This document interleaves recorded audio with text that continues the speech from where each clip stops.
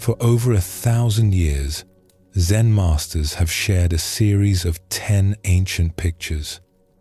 These images hold the secret to finding peace, not through struggle or effort, but through a gentle journey back to what was never lost.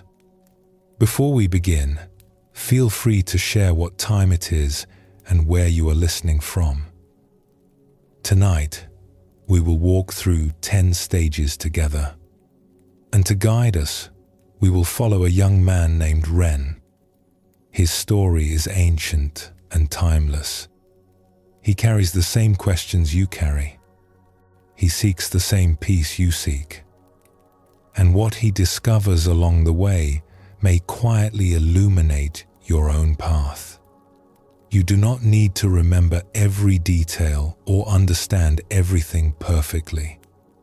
These teachings work best when received with an open heart and a relaxed mind. Simply let the stories unfold, one after another, like footprints leading you home. The Zen masters knew that what we search for is already here.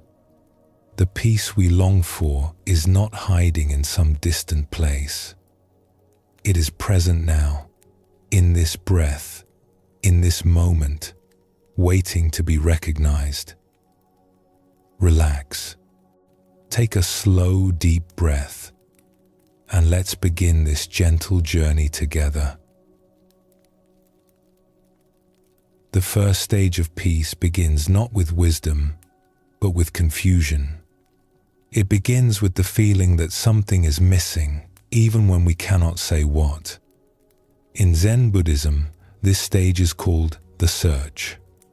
It is pictured as a person wandering through tall grass, looking tired and lost. They are searching for an ox, which represents their true nature, their deepest peace. But the ox is nowhere to be found. The person does not even know what they are looking for. They only know that the life they have been living is not enough. This is where the spiritual path begins for most of us. Not with a grand revelation, but with a quiet ache. A sense that we are going through the motions without knowing why. A hunger we cannot name. The Buddha called this dukkha, a word often translated as suffering, but which also means dissatisfaction or incompleteness. It is the first of his 4 noble truths, and it points to something we all experience. Life, as we usually live it, does not quite satisfy us. We reach for happiness and it fades. We get what we want and soon want something else. We build our lives around things that change and pass away. Think about it for a moment. How many times have you looked forward to something, certain it would make you happy, only to find the happiness did not last? A new job, a new relationship, a new home, a vacation, an achievement.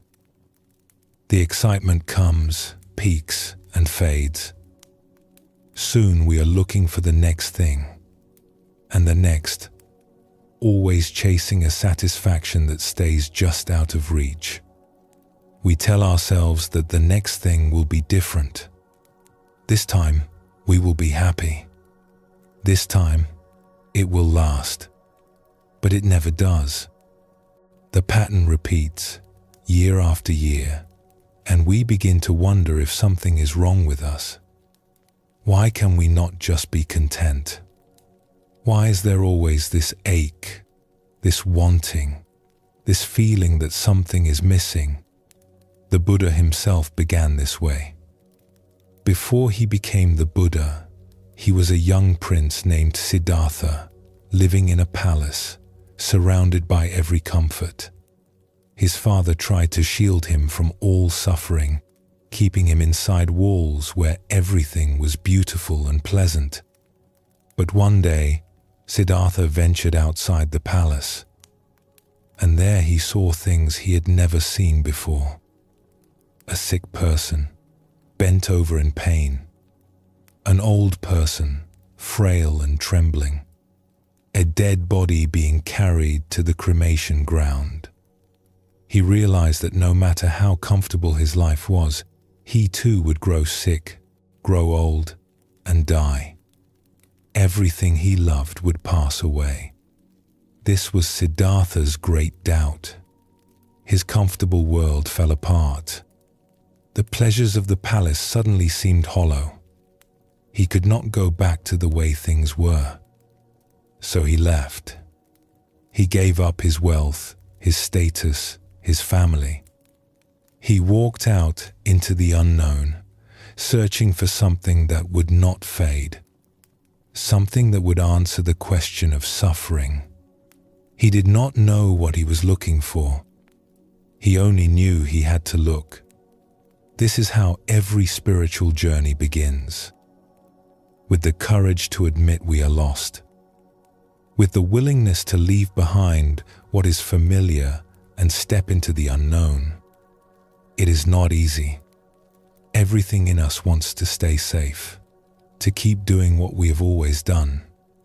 But something deeper calls us forward, a voice we cannot ignore. We do not need to be princes or monks to feel this call. The great doubt can come to anyone. It can come in the middle of a successful career, in a happy relationship, in a life that looks perfect from the outside. It does not care about our circumstances. It cares only about the truth.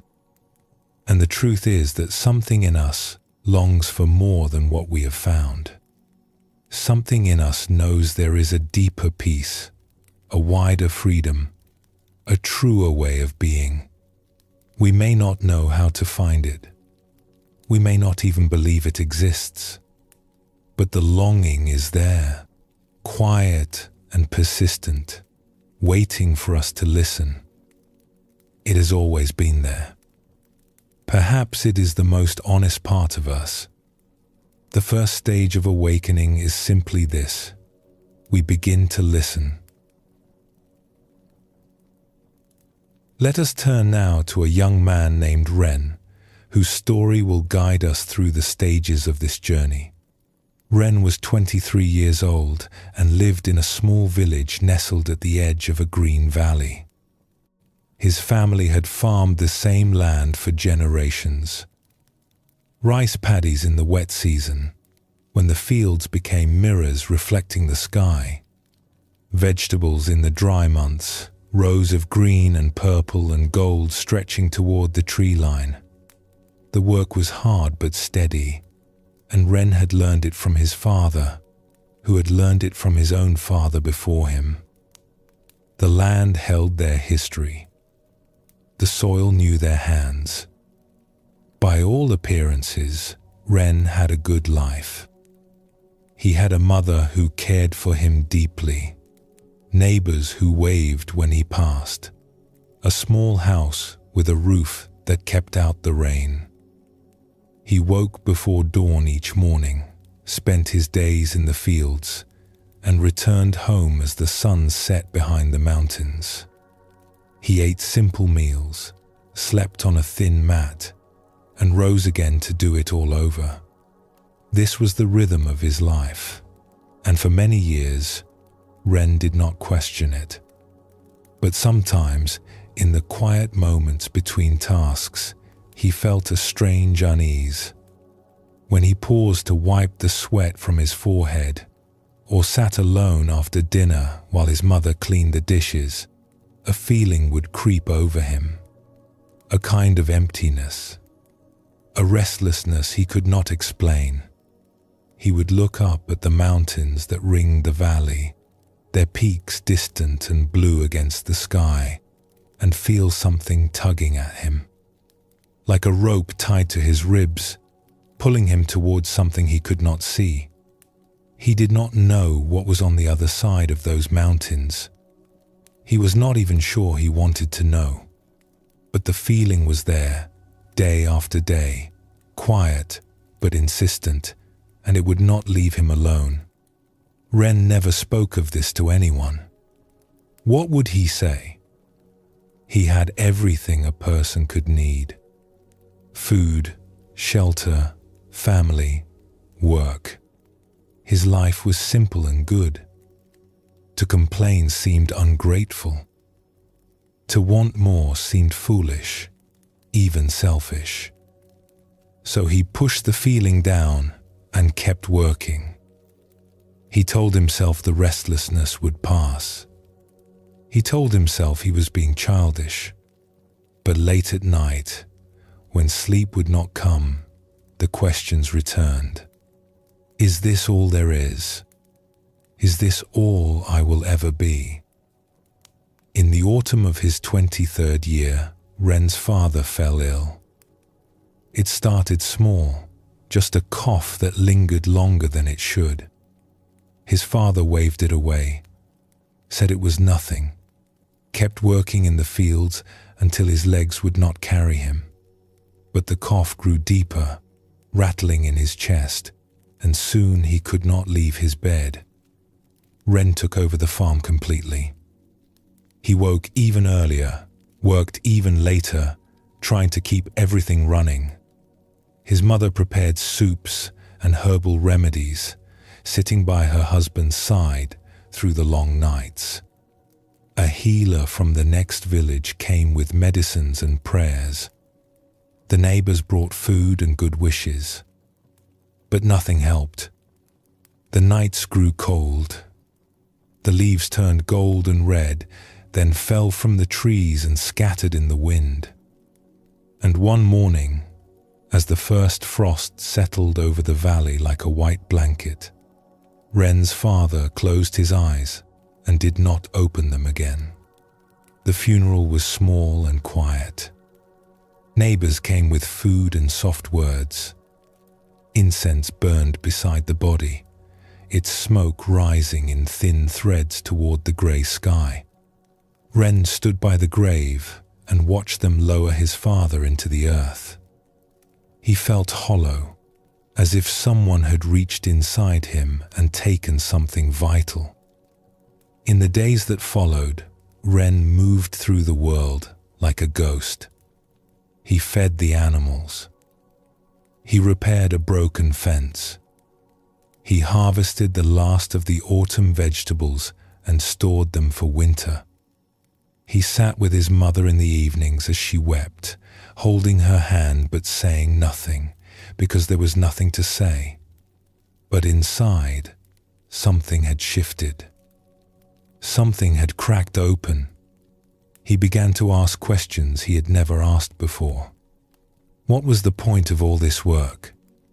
His father had labored every day of his life, waking before dawn, falling into bed exhausted each night, and now he was gone.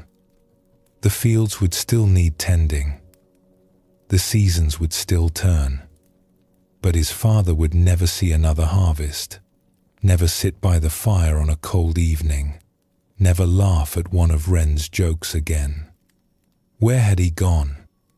Was there anything left of him? Or was it just nothing? And if death was the end of everything, what was the point of anything at all? Ren did not have answers. He did not know where to find them.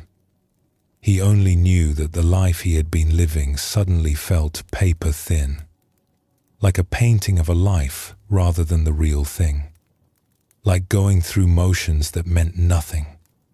The restlessness he had always pushed away now burned in his chest like a fire. He could not ignore it any longer. Something was missing, something important, and he would not find it by staying here, doing what he had always done, waiting for his own turn to be lowered into the ground. One night, unable to sleep, Ren walked outside and stood in the yard. The stars were bright overhead, scattered across the darkness like seeds on black soil. The air was cold and still. The mountains were shadows against the sky, solid and silent, keeping their secrets. He thought about his father. He thought about his own life stretching ahead, year after year, planting and harvesting, growing old and weak, and then the same grave, the same incense smoke, the same silence. There had to be more than this. There had to be something that did not fade and fall away. Something real. Something lasting. Something that would remain when everything else was gone. He did not know what it was or where to find it. But he knew, with a certainty that surprised him, that he had to go looking. If he stayed here, he would spend the rest of his life wandering. And that, somehow, seemed worse than any danger the road might hold. The next morning, Ren told his mother he needed to leave for a while. She looked at him for a long moment. Her eyes were tired and sad, but there was something else in them too. Understanding, maybe. Or recognition. "I do not know where I am going," Ren said. "I do not know what I am looking for. I only know I cannot stay." His mother nodded slowly. "Your father felt that pull once too," she said quietly. "When he was young, before we married. But he stayed. He chose the farm, chose me, chose this life." She paused, her eyes distant. "I do not think he regretted it. But sometimes, late at night, I would catch him looking at those mountains the same way you do." She reached out and touched his face, her palm warm against his cheek. "Go," she said. "Find what you need to find. And when you find it, come home and tell me what the mountains look like from the other side." Ren packed a small bag with rice, dried vegetables, and a change of clothes. He took his father's old walking stick, the wood worn smooth from years of use. And as the sun rose over the valley, painting the fields gold and green, he set out on the road that led toward the mountains. He did not know where he was going. He did not have a map or a plan. He only knew that staying still was no longer possible. The great doubt had taken hold of him, and it would not let go. As he walked, Ren felt many things at once. Fear of the unknown road ahead. Grief for his father, still raw and heavy.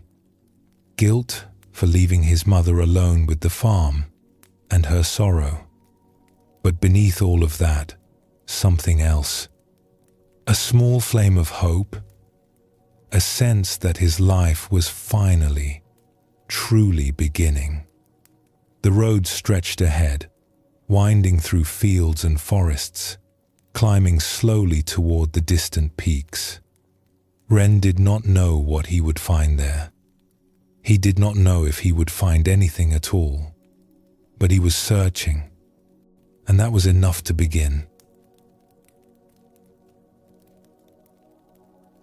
The first stage of awakening asks nothing more of us than this: to feel the ache and acknowledge the doubt, to admit that we are lost and that the life we have been living is not enough. This is not failure. This is courage and honesty. This is the beginning. The Buddha taught that recognizing suffering is the first step toward freedom. Not because suffering is good, but because honesty is necessary. We cannot find our way home until we admit we have wandered far. We cannot wake up until we realize we have been asleep. We cannot begin the search until we feel the absence of what we are searching for. So if you feel the great doubt stirring in you, if life seems hollow or confusing or strangely incomplete, know that you are not broken. You are waking up. The search has begun. And that search, however uncertain, however stumbling, is itself a kind of grace. And the path, though long and winding, leads somewhere worth going. Take a moment now to breathe, to feel where you are, to notice what is stirring in your own heart. Perhaps you have felt that same restlessness, that same quiet ache. If so, you are not alone, and you are already on the path. When you are ready, we will take the next step together.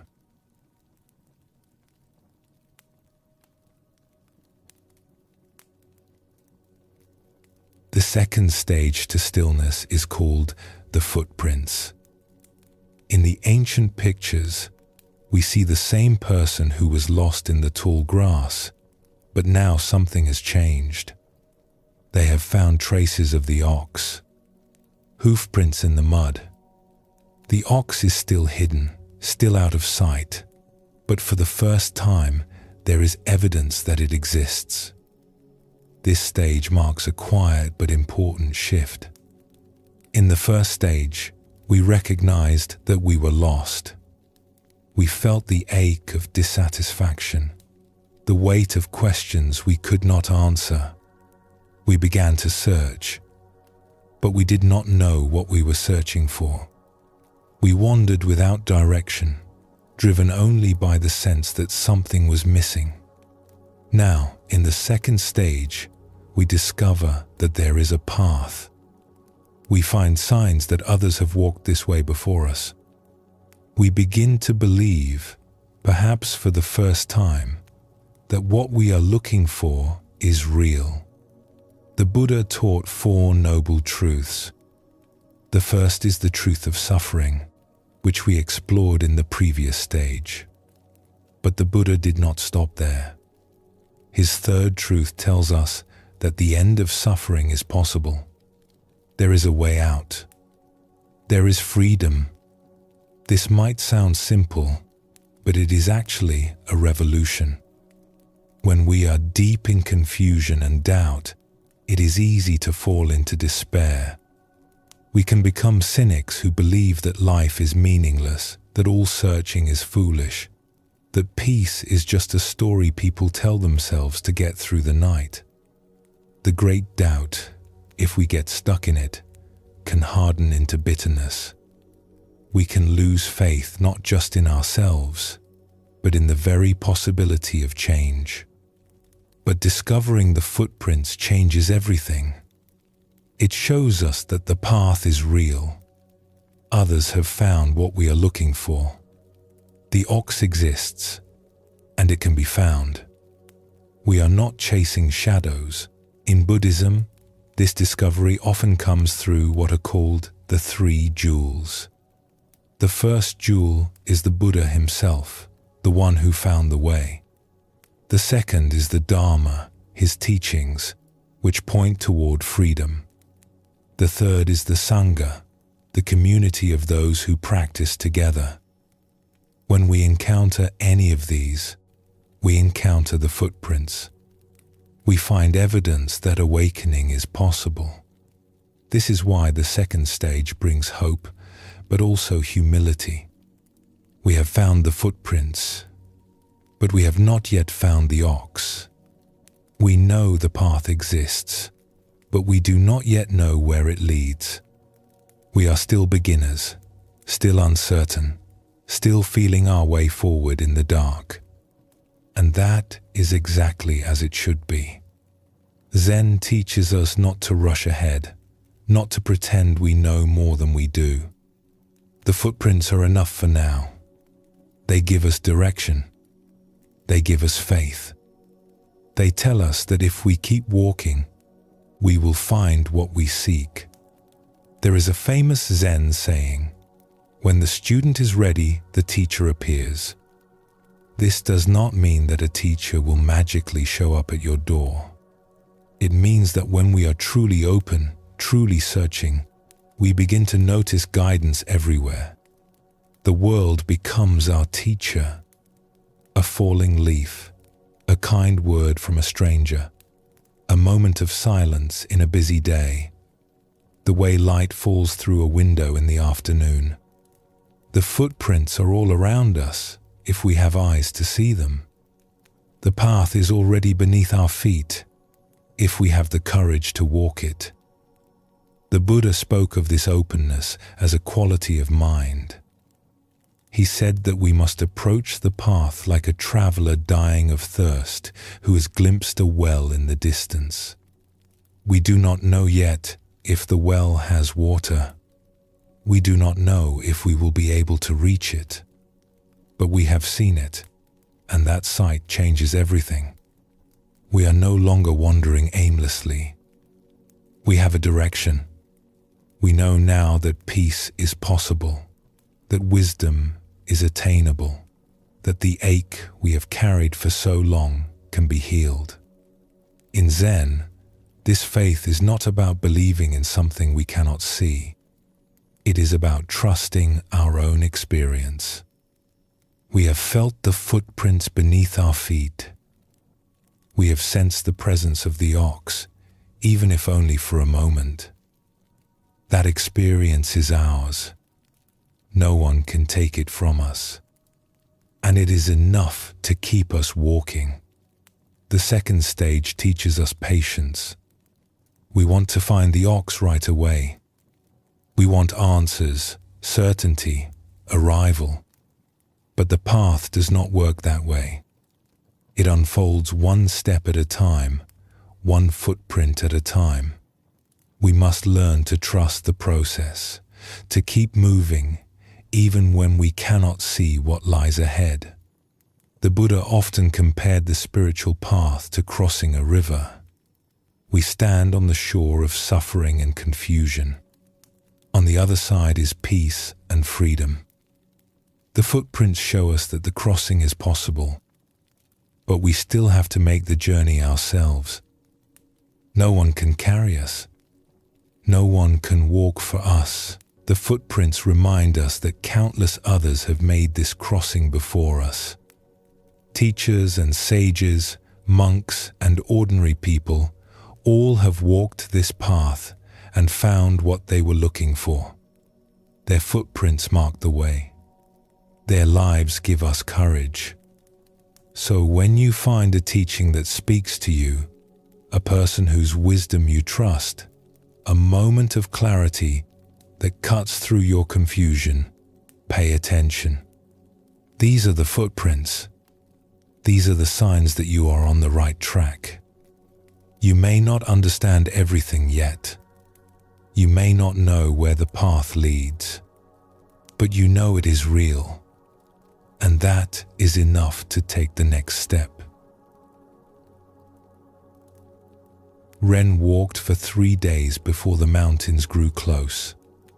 The road wound through rice paddies and small villages, past farmers bent over their work and children playing in dusty lanes.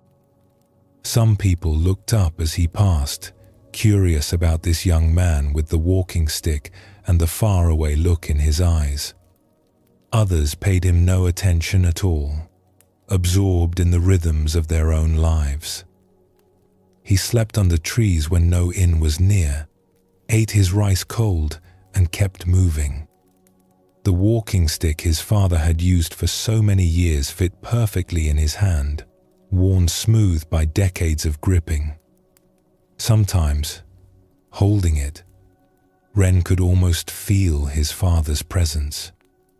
Not as a ghost, but as a warmth, a steadiness, a reminder that he came from somewhere and someone. He did not know where he was going. He had heard of temples in the mountains, places where monks lived and meditated, but he did not know which mountain or which temple. He only knew he had to keep moving. Staying still felt like dying slowly. The road at least offered possibility. Each bend might reveal something new. On the third evening, as the sun sank toward the hills and painted the sky in shades of orange and pink, Ren came to a small stream. An old woman was there, kneeling by the water, filling a clay jug. Her hair was white and pulled back from her face. Her hands, dipping into the stream, were gnarled and spotted with age. Ren stopped and waited for her to finish. When she stood, she looked at him with eyes that seemed to hold both kindness and amusement. "You look lost," she said. Ren hesitated. "I am looking for something," he said, "but I do not know what it is, or where to find it." The old woman laughed softly, a sound like dry leaves rustling. "That is the best kind of looking," she said. "The ones who think they know what they want usually miss it entirely." She studied him for a moment, her eyes moving over his dusty clothes, his tired face, the walking stick in his hand. Then she nodded, as if she had decided something. "There is a temple," she said, "high in the mountains past the village of stone bridges.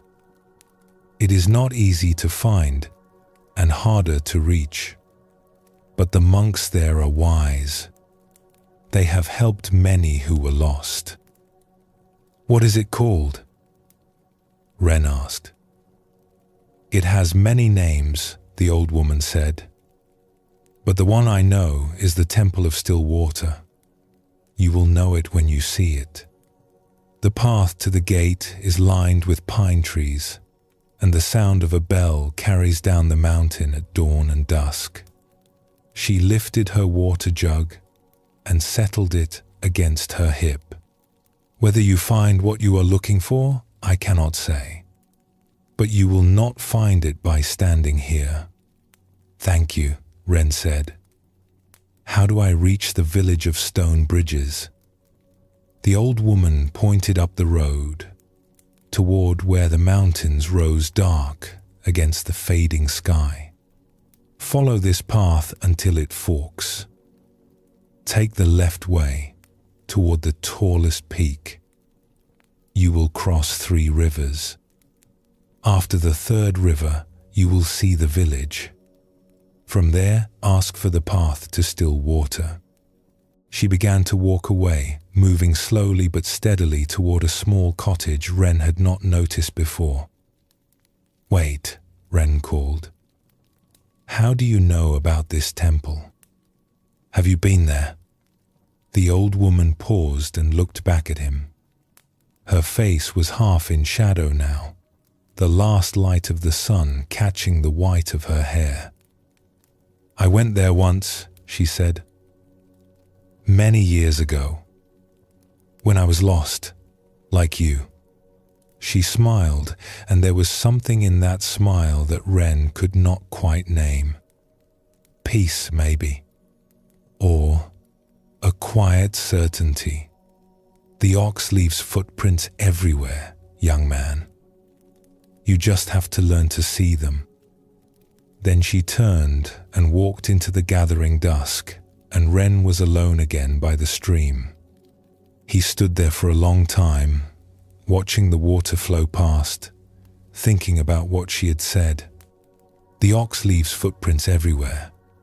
He did not fully understand, but the words settled into him like stones dropping into a pond.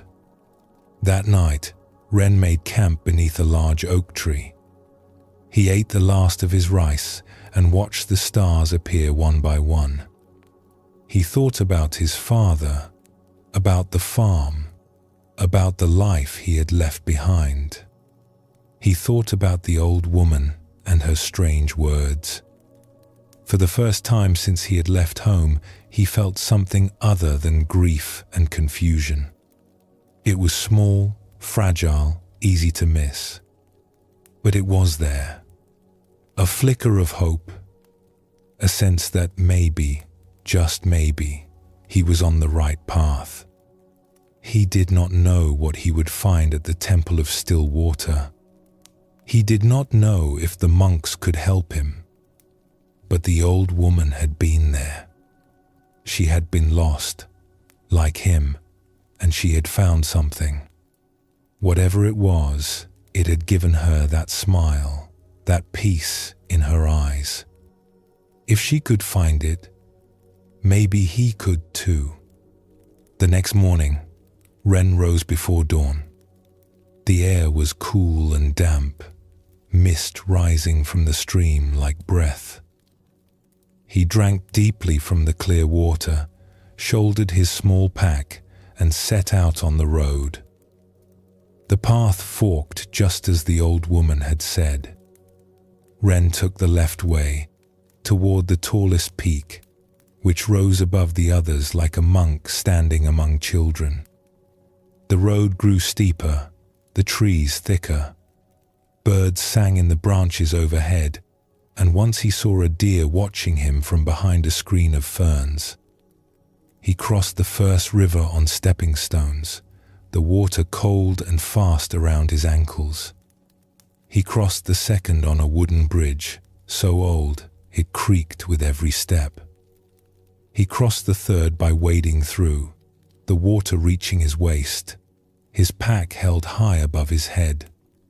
By late afternoon, wet and tired, he saw the village. It was small, just a cluster of houses built from grey stone, but there were indeed bridges everywhere. Small stone bridges over tiny streams, arched bridges over drainage channels, flat bridges over paths that led from house to house. It was as if the village had been built by someone who loved bridges more than anything else in the world. Ren found an inn and paid for a bowl of hot soup and a place to sleep. The innkeeper was a large man with a kind face and a booming voice. "The Temple of Still Water," he said when Ren asked. "Yes, I know it. Many pass through here on the way. Seekers, we call them. Lost ones looking for something they cannot name." He smiled, not unkindly. The path begins at the north end of the village, past the largest bridge. Follow it up the mountain. It will take you most of a day, but you will find it. The pine trees will show you the way. That night, Ren slept deeply for the first time in weeks. He dreamed of his father, but it was not a sad dream. His father was smiling, standing in the fields they had worked together, the sun warm on his face. The rice plant swayed in a gentle breeze, green and gold. His father did not say anything. He just nodded, once, as if giving permission. As if saying, "Go on, find what you need to find. I will be here when you return." Ren woke with tears on his face, but they were not tears of grief. They were something else. Relief, maybe, or gratitude, or the release of something he had been holding too tightly. He wiped them away and lay still for a moment, feeling the weight of the blanket on his body, the solid floor beneath him, the quiet of the room around him. He was still lost. He still did not know what he was looking for, or if he would find it. But he was no longer wandering without direction. He had found the footprints. He knew where to go next. Someone had been lost like him, and had found their way. The old woman by the stream, with her white hair and her knowing smile. She had walked this path before him. And that was enough. That was more than enough. The second stage of awakening does not give us all the answers. It does not end our confusion or remove our doubts. What it gives us is direction, evidence, a reason to keep walking when we are tired and unsure. When we discover the footprints, we discover that we are not alone. Others have felt what we feel.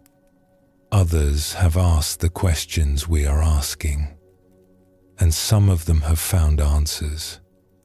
Their footprints mark the way forward. Their lives tell us that the journey is worth making. This does not mean our journey is over. It is just beginning. The footprints are not the ox. Seeing where others have walked is not the same as seeing our own true nature. But now we walk with a different spirit. We walk with hope instead of despair. We walk with faith that the path leads somewhere real. The Buddha taught that faith is not the end of the path, but the beginning. It is the fuel that keeps us moving when the way is hard. It is the light that guides us when the night is dark. It is not blind belief, but trust born from experience. We have seen the footprints. We have met those who have found the way. And so we keep walking. If you have found the footprints, if you have glimpsed the possibility of peace, trust that glimpse. It is showing you something true. You may not understand it fully. You may not know where it leads. But it is real, and it is enough. Keep walking. The ox is closer than you think. Pause for a moment before we continue together.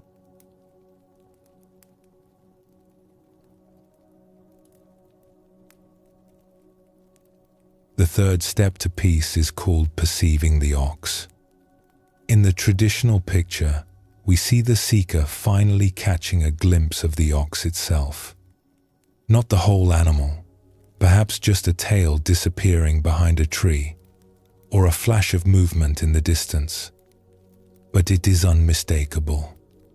The ox is real. It exists. And for the first time, we have seen it with our own eyes.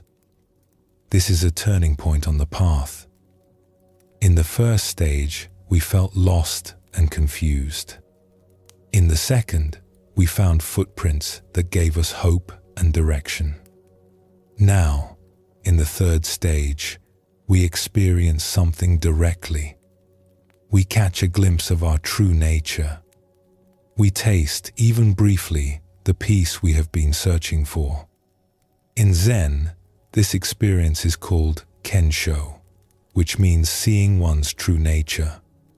It is sometimes described as a flash of insight, a moment when the veil lifts and we see things as they really are.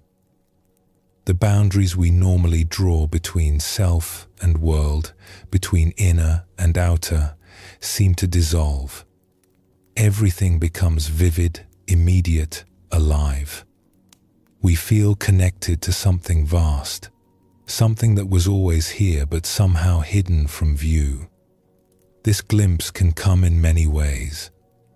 It might happen during meditation, when the mind grows still and something deeper reveals itself.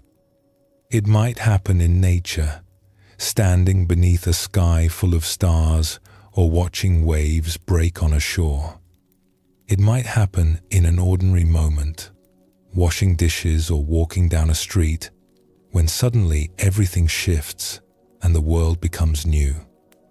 We cannot force it to happen. We can only create the conditions for it and then let go. The Buddha spoke of this kind of insight as seeing things as they truly are.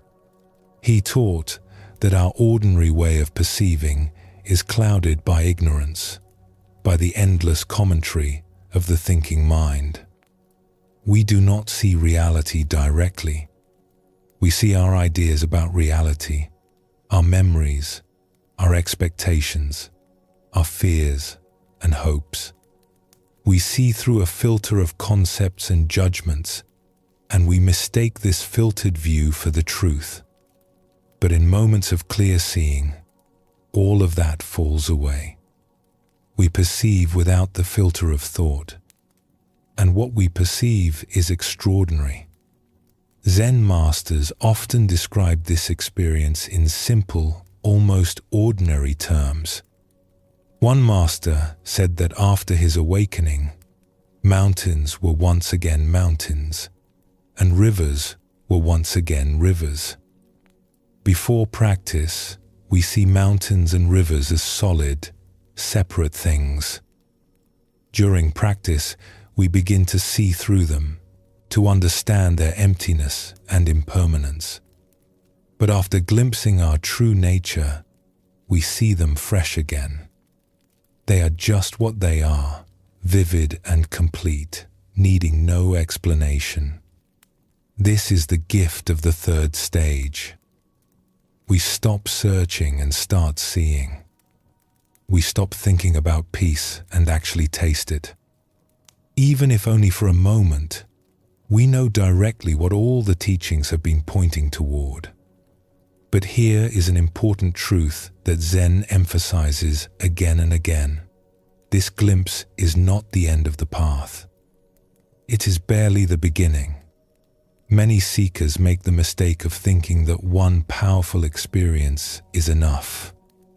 They have seen the ox, so they believe the search is over.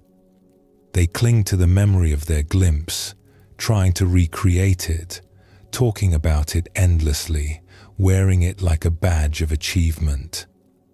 But this is a trap. The glimpse itself is not awakening. It is just a glimpse. In early Buddhism, there is a concept called stream entry.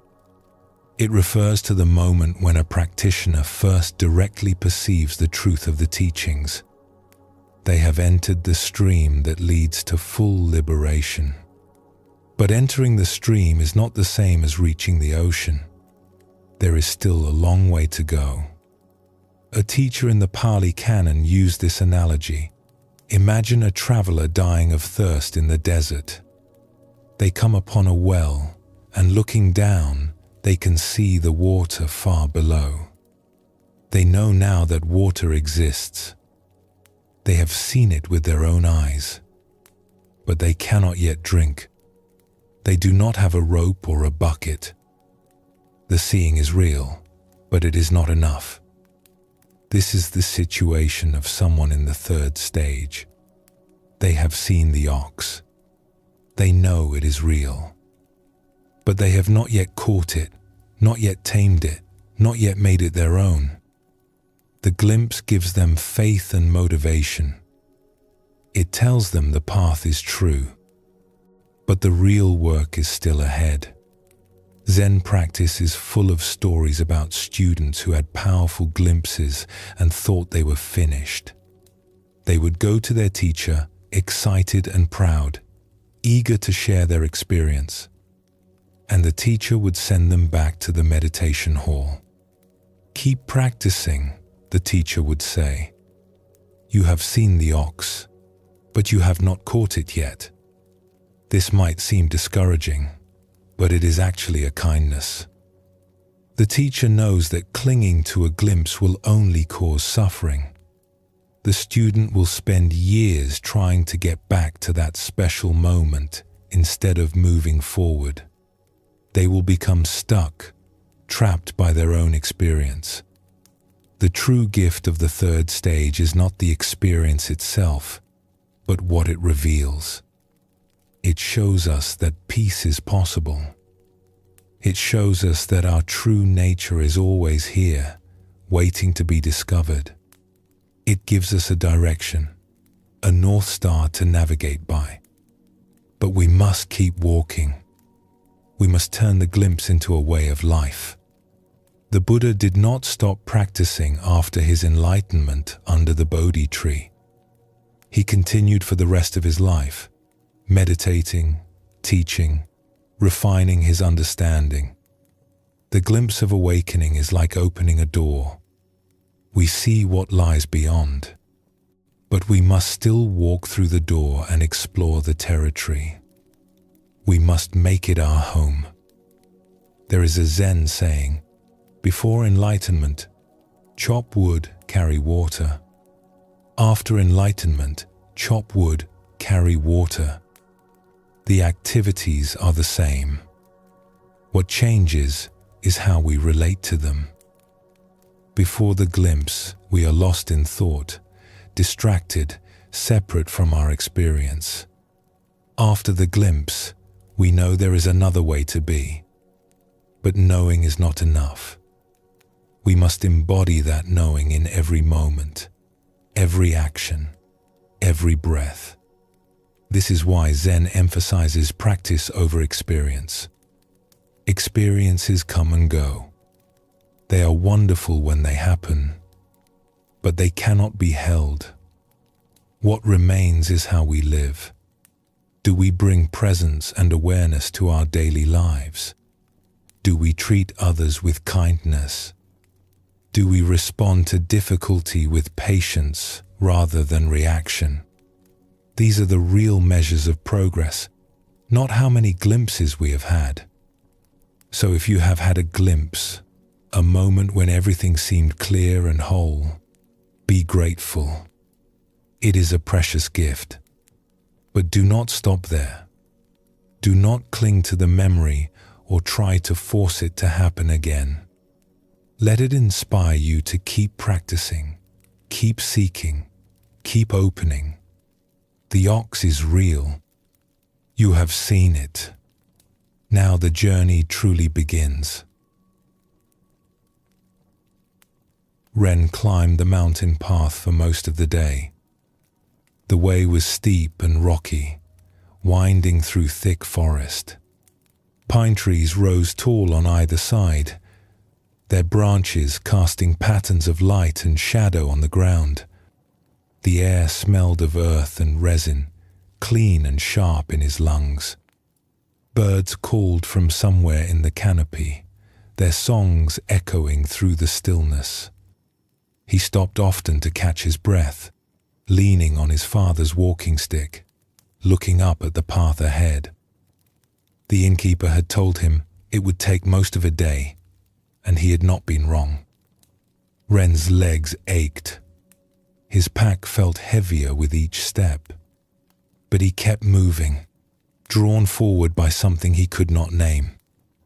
In the late afternoon, as the light began to turn golden, Ren came around a bend in the path and saw them, 2 rows of ancient pine trees, their trunks gnarled and massive, lining the way ahead like patient guardians. At the end of the row, he could see a wooden gate, simple and weathered. Beyond it, the curved roofs of temple buildings, the temple of still water. As Ren stood there, catching his breath, a bell began to ring somewhere within the temple grounds. Deep and resonant, the sound rolled down the mountain like a wave. He felt it in his chest, in his bones. It seemed to wash through him, carrying away some of the tension he had not even known he was holding. He walked between the pine trees toward the gate. His footsteps were quiet on the packed earth. The bell rang again, then fell silent. In the stillness that followed, Ren heard the faint sound of water, a stream or fountain somewhere nearby. At the gate, he paused. He did not know what to do. Should he knock? Call out? He stood there, uncertain, feeling suddenly foolish. What was he doing here? What did he expect to find? Before he could decide, the gate swung open. A monk stood in the doorway, dressed in simple grey robes. He was old, perhaps 70 or 80, with a shaved head and a face that seemed carved from weathered wood. But his eyes were bright, alive with something Ren could not quite identify. Amusement, maybe, or patience, or kindness. "You look like you have walked a long way," the monk said. Ren nodded. "I have come from the valley. 3 days walking, then the climb today." "And what brings you to still water?" Ren opened his mouth to answer, then stopped. What could he say? That his father had died and he did not know how to go on living? That he had felt a restlessness his whole life and could not ignore it anymore? That an old woman by a stream had told him to come here? "I do not know," he said finally. "I am looking for something, but I cannot say what it is." The old monk nodded slowly, as if this was exactly the right answer. "My name is Sun," he said. "I am the abbot here. Come, we will find you a place to rest and some food. The questions can wait until you have eaten." Ren followed Master Sun through the gate and into the temple grounds. There were several buildings arranged around a central courtyard, all built from dark wood and grey stone. A small stream ran along one edge, its water clear and cold, feeding into a pond where orange and white fish drifted beneath the surface. Everywhere there was silence, a living silence, full of presence. Other monks moved through the grounds, some carrying water, others sweeping paths or tending to a small garden. They nodded to Ren as he passed, but did not speak. Their faces were calm, unhurried. They moved with a kind of ease that Ren had never seen before, as if they had nowhere else to be, nothing else to do. Master Sun led him to a small room in one of the buildings. There was a sleeping mat, a low table, a window that looked out onto the pine trees. Nothing more. "Rest here," Sun said. "Someone will bring food. In the morning, we will talk." "Thank you," Ren said. He wanted to say more, to explain himself, to ask questions. But something in the old monk's presence made words seem unnecessary. Sun smiled, just slightly. "You have already begun," he said. "That is enough for now." Then he was gone, and Ren was alone. He set down his pack and walked to the window. The sun was setting behind the mountains, painting the sky in shades of orange and purple and deep red. The pine trees stood dark against the light, their branches still. From somewhere in the temple, he heard the sound of chanting, low and rhythmic, rising and falling like breath, like the heartbeat of the mountain itself. Ren stood there for a long time, watching the light fade. He did not think about his father or the farm or the life he had left behind. He did not think about the future or what he hoped to find. He simply stood and watched, and for a few minutes his mind was quiet. That night, he slept more deeply than he had in months. The days that followed settled into a rhythm. Ren was given tasks, sweeping the courtyard, carrying water from the stream, helping in the kitchen. No one spoke much. The monks went about their work in silence, and Ren learned to do the same. Each morning, before dawn, the bell would ring and the monks would gather in the main hall to sit in meditation. Ren joined them, folding his legs beneath him on a small cushion, trying to still his racing mind. It was harder than he expected. Much harder. His thoughts jumped from memory to memory, worry to worry, plan to plan. His legs ached. His back grew sore. He counted the minutes until the bell signaled the end, longing to move, to stretch, to be anywhere else. But slowly, over days and weeks, something began to shift. One morning, about a month after his arrival, Ren was sweeping leaves in the courtyard. It was early, the air still cool, mist rising from the pond. He moved the broom in slow arcs, gathering the fallen leaves into small piles. His mind, for once, was not racing. He was simply sweeping. Nothing more. And then, without warning, something opened. Later, he would not be able to describe it properly. It was as if a door had swung wide inside him. A door he had not known was there. The courtyard was still the courtyard. The leaves were still leaves. The sound of the stream, the call of a bird, the cool air on his skin. Everything was exactly as it had been a moment before. But everything was also different. Vivid. Alive. Present in a way it had never been before. The boundary between Ren and the world seemed to dissolve. He was not separate from the courtyard, the trees, the morning light. He was part of it all, woven into it, inseparable from it. The broom in his hands, the ground beneath his feet, the mist rising from the pond.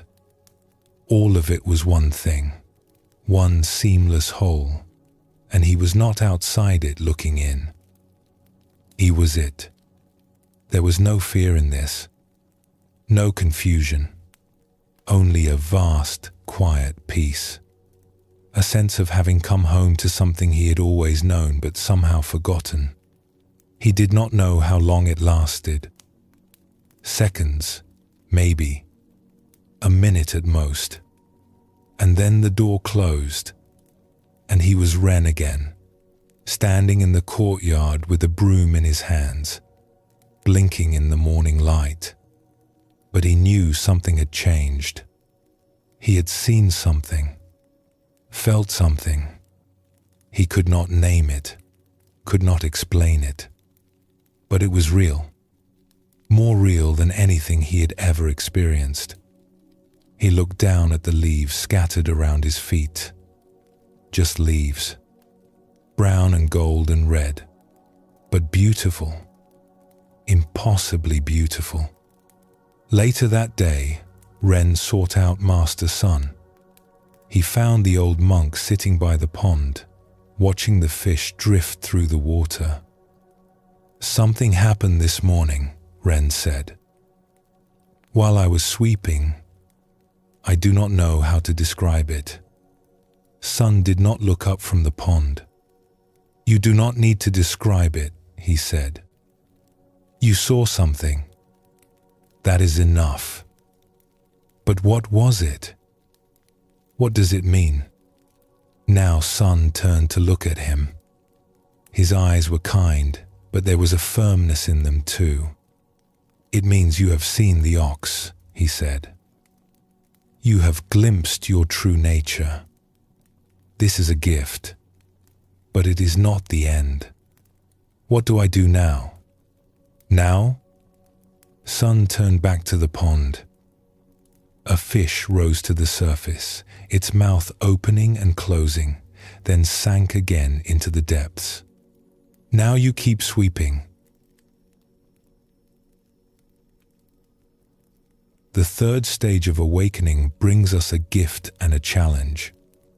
The gift is the glimpse itself, the direct experience of our true nature.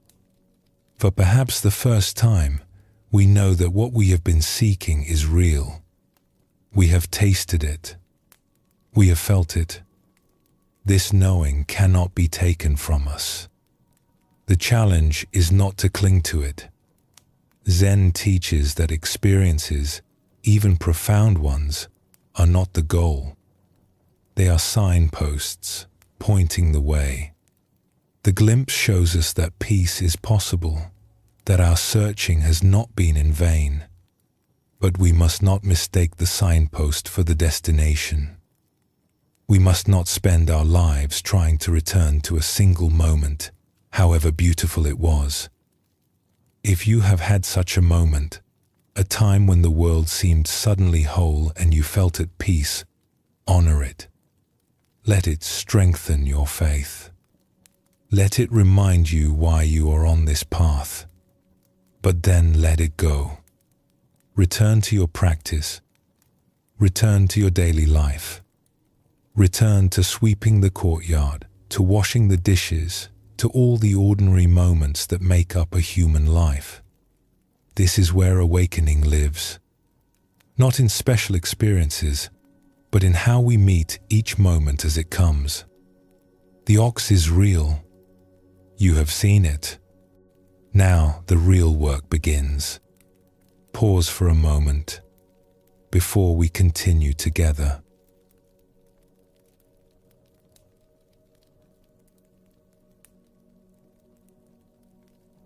The fourth stage of awakening is called catching the ox.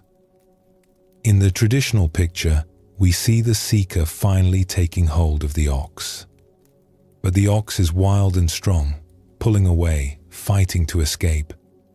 The seeker grips the rope with both hands, straining with effort, feet planted in the earth. This is not a gentle scene. It is a struggle. In the previous stage, we glimpsed our true nature. We saw the ox, perhaps just for a moment, and knew that what we were seeking was real. But seeing is not the same as catching. A glimpse is not a way of life. Now comes the hard work of making that glimpse permanent, of training the wild mind to stay present, to stop running away into distraction and confusion. Zen calls this stage the great effort. The Buddha himself spoke of right effort as one of the steps on the Noble Eightfold Path. He described it as the effort to abandon unwholesome states, to cultivate wholesome ones, and to maintain what has been cultivated. This is not passive. This is work. Real work. There is a famous Zen story about a student who came to a master seeking enlightenment. "How long will it take?" The student asked. 10 years, said the master. "What if I work twice as hard?" asked the student. "Then 20 years, the master replied. The student was confused. "Why longer?" The master smiled. "When one eye is fixed on the goal, only one eye is left to find the way." This story holds a paradox at the heart of spiritual effort. We must work hard, but we must not be attached to the results of our work. We must try, but we must also let go. We must catch the ox, but we cannot force it to be caught. The effort is not about achieving something. It is about showing up fully in each moment. The Buddha compared the mind to a wild elephant, untamed and dangerous. Left to its own ways, it will trample everything in its path.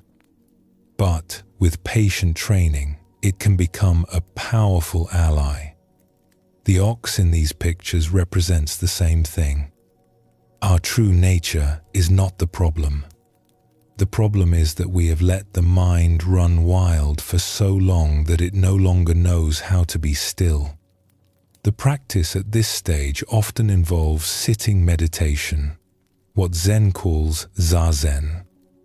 We sit still. We watch the breath. And we see, perhaps for the first time, how wild the mind really is. Thoughts arise without end. Memories, fantasies, worries, plans. The mind jumps from one thing to another like a monkey swinging through trees. The Buddha actually used this image. He called it the monkey mind, always grasping, never at rest. But we do not fight the monkey mind. We do not try to kill our thoughts or force them to stop. That would be like trying to calm a pool of water by slapping the surface. It only creates more waves. Instead, we simply watch. We notice when we have wandered, and we come back. Again and again and again. This is the effort. Not the effort to control, but the effort to return. To keep coming back to this moment, this breath, this simple act of being present. A teacher once said that meditation is not about getting somewhere. It is about being where you are. The effort is simply to stay, to not run away, to face whatever arises with patience and courage. This sounds simple, but it is one of the hardest things a human being can do. The whole world is designed to pull us away from the present moment. Our own minds are designed to pull us away. To sit still and stay present, even for a few minutes, is a revolutionary act. There is an old Zen story about a monk who asked his teacher, "What is the Buddha?" The teacher replied, "The mind is the Buddha." Years later, the same monk asked again, and the teacher said, "No mind, no Buddha." The monk was confused. "But you said before that the mind is the Buddha." The teacher nodded. That was to stop a baby from crying. Now the baby has stopped. We can put the toy away. This story points to something important. The effort of catching the ox is necessary, but it is not the final truth. We need the rope and the struggle to begin the process of taming. But eventually, we must let go of even the effort. We must stop trying so hard and simply be. The fourth stage is about learning to try. The stages that follow are about learning to let go. The weeks after Ren's glimpse in the courtyard were the most difficult of his life. He had expected things to get easier. He had seen something real, something vast and peaceful. Surely that meant the hard part was over. Surely now the path would open before him, clear and smooth, and he would walk it with ease. But that is not what happened. Instead, the glimpse faded like a dream upon waking. He tried to hold on to it, to remember exactly how it had felt, but the harder he grasped, the further it slipped away.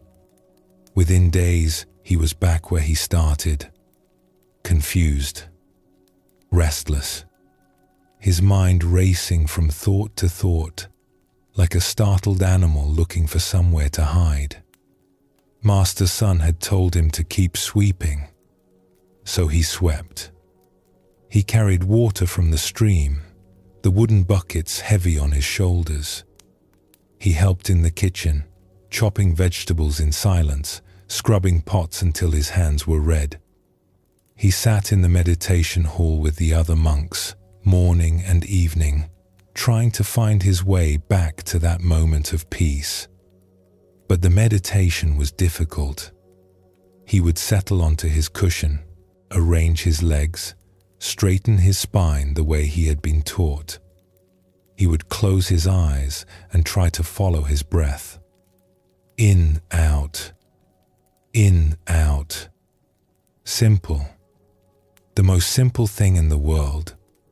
And for perhaps 3 breaths, he would be present. Then his mind would seize on something. A memory of his father standing in the fields, leaning on a hoe.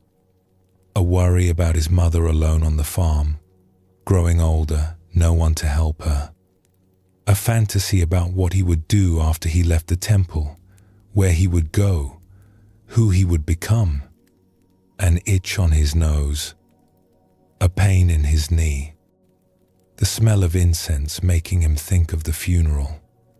Before he knew it, 5 minutes had passed, and he had been lost in thought the entire time.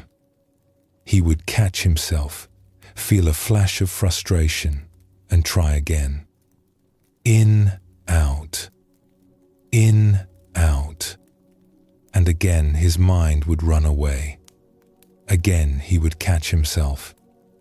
Again he would feel frustrated. Again he would try. This went on for hours, for days, for weeks.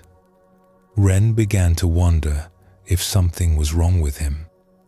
The other monks sat so still, so peaceful. Their faces were calm, their breathing steady.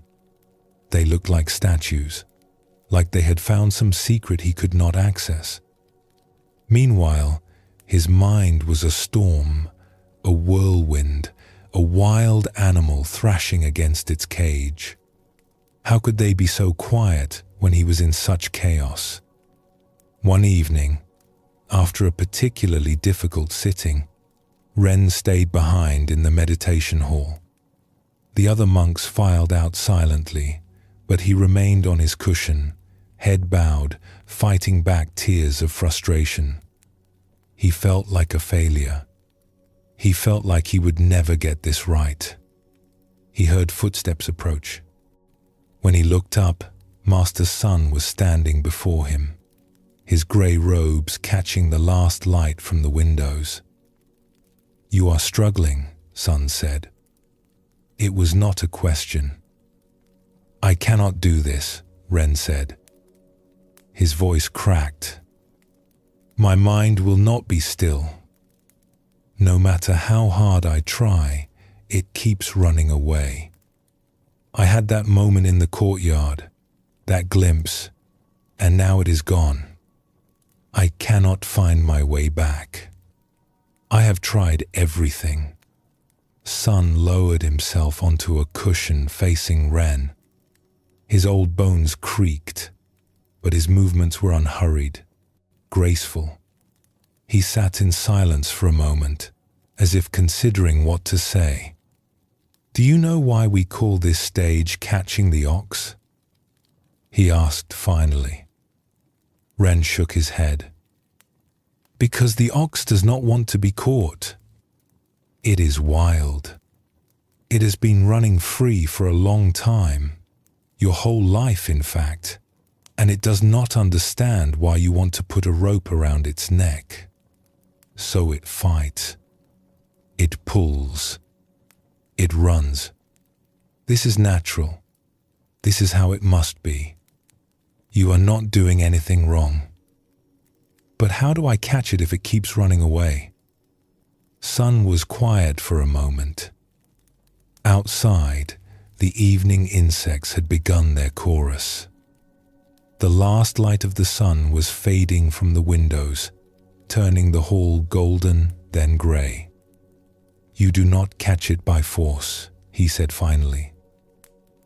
"You catch it by patience, by showing up again and again, no matter how many times it runs. You hold the rope loosely. You do not fight. You simply stay. Eventually, the ox tires. Eventually, it learns that you are not trying to hurt it. Eventually, it lets you lead." "How long does that take?" Sun smiled, and there was kindness in it, but also something else. A firmness. A truth that could not be softened. "As long as it takes. There is no shortcut.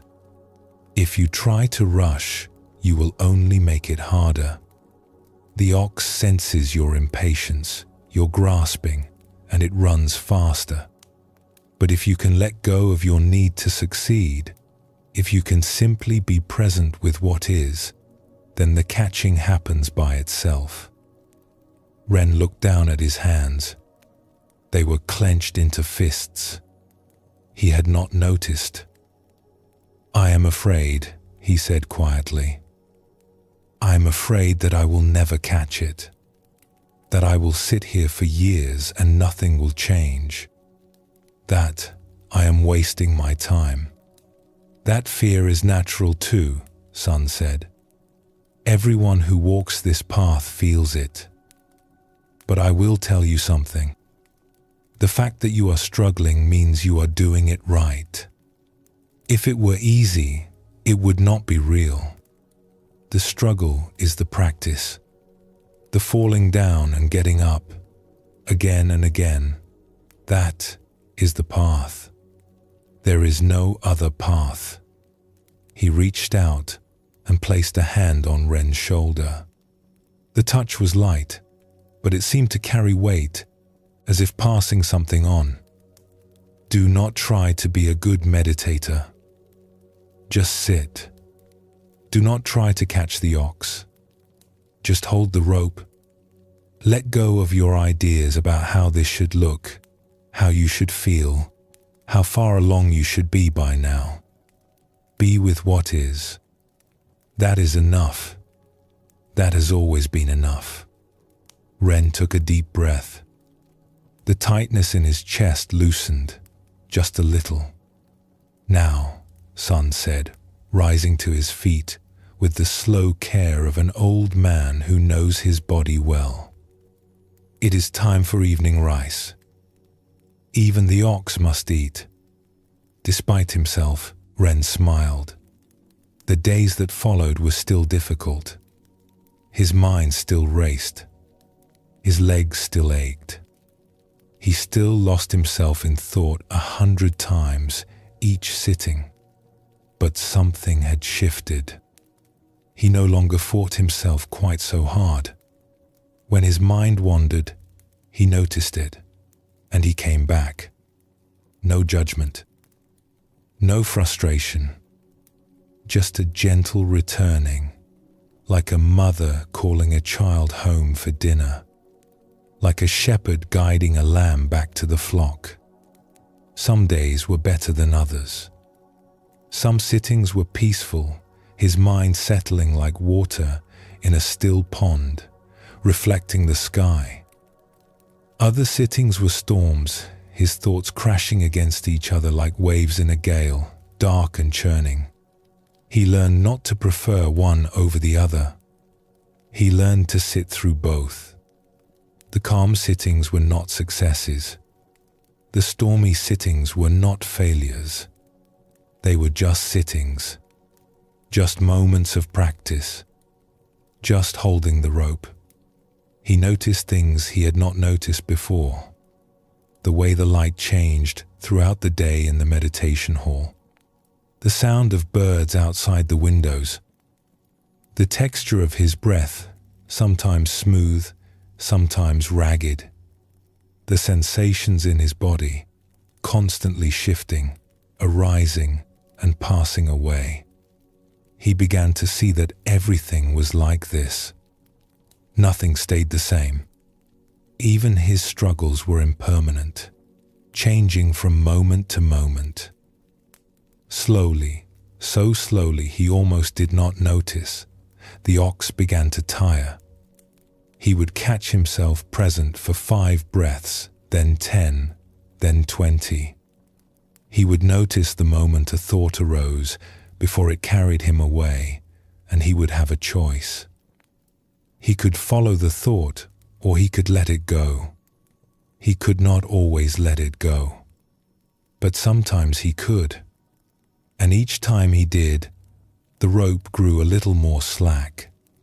One morning, during sitting, Ren felt something settle in his chest. Not the vast opening he had experienced in the courtyard.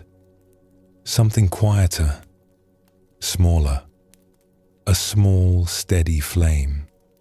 A sense that he was exactly where he needed to be, doing exactly what he needed to do. Not special, not enlightened, just present, just here. He did not try to hold on to it.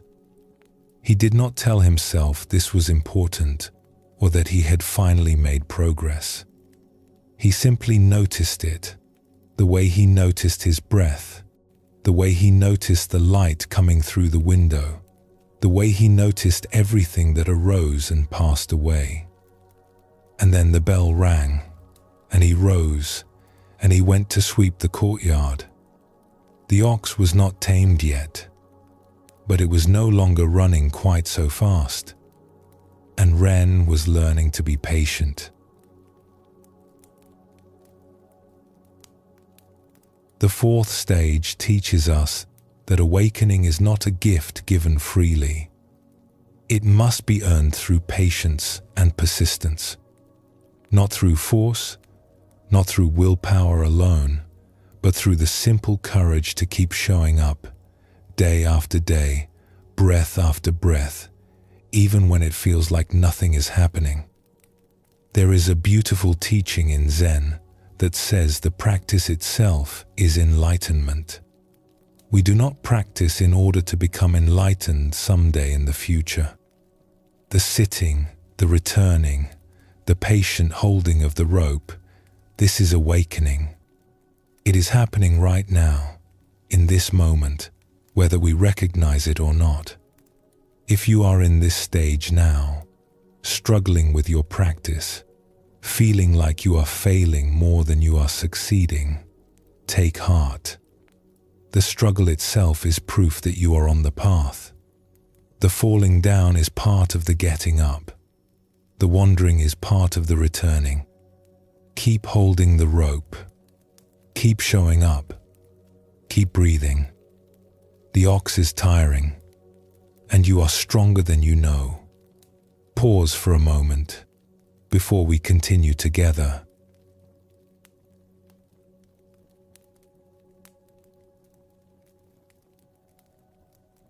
The fifth stage of awakening is called taming the ox.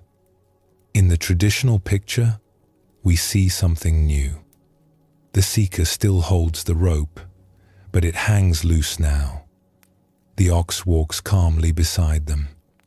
There is no more struggle, no more straining. The wild animal that once fought and pulled has become gentle. This is the stage where practice begins to feel natural. In the fourth stage, we struggled. We fought with our wandering mind. We forced ourselves to sit. We wrestled with restlessness and doubt. It was hard, exhausting work.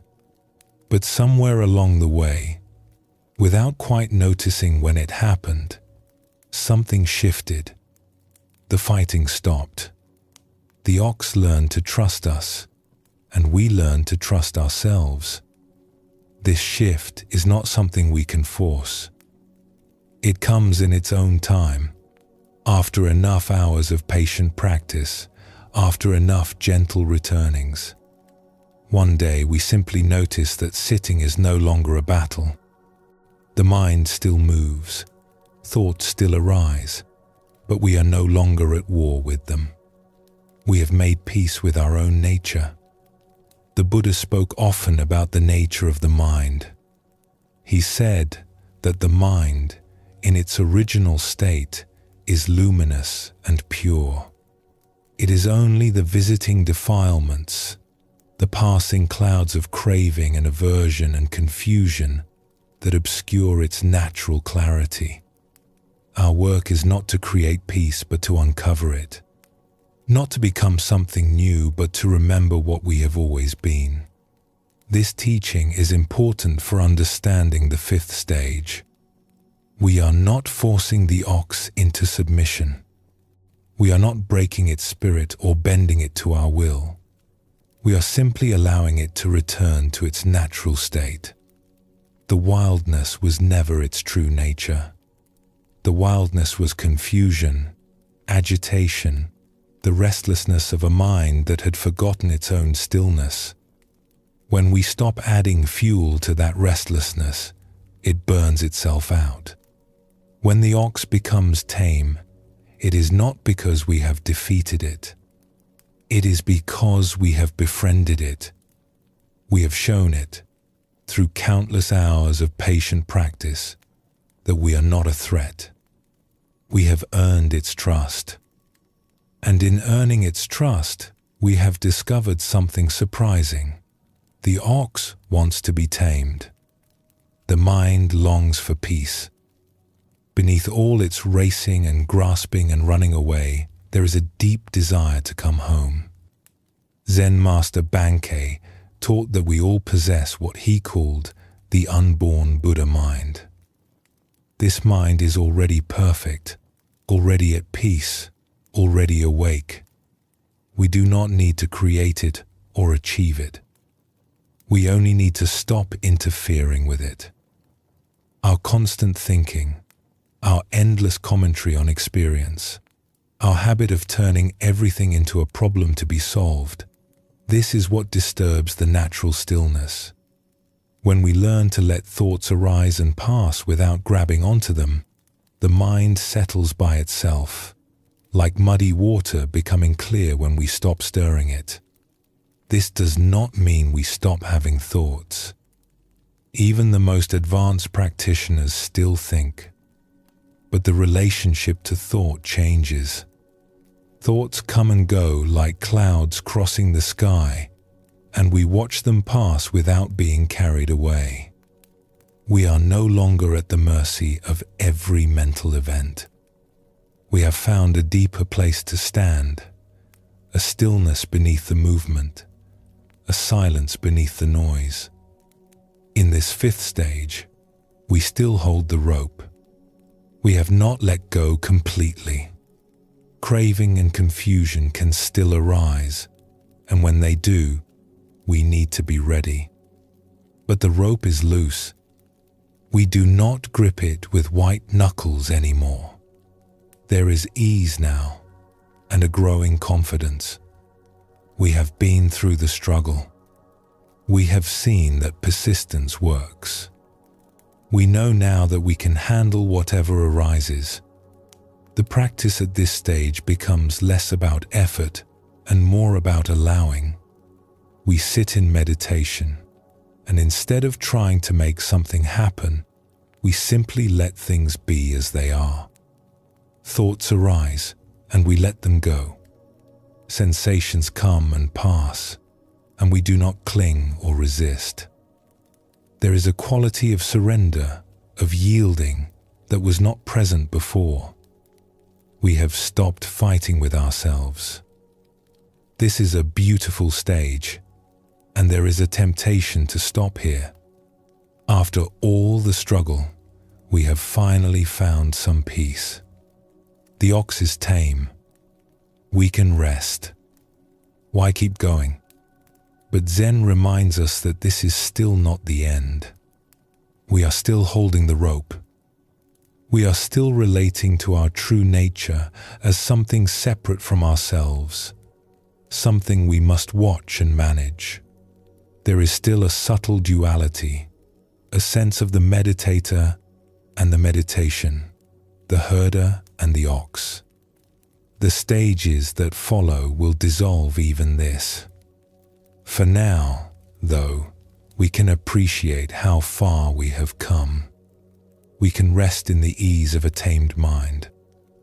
We can enjoy the simple pleasure of sitting without struggle, of walking without hurry, of being present without effort.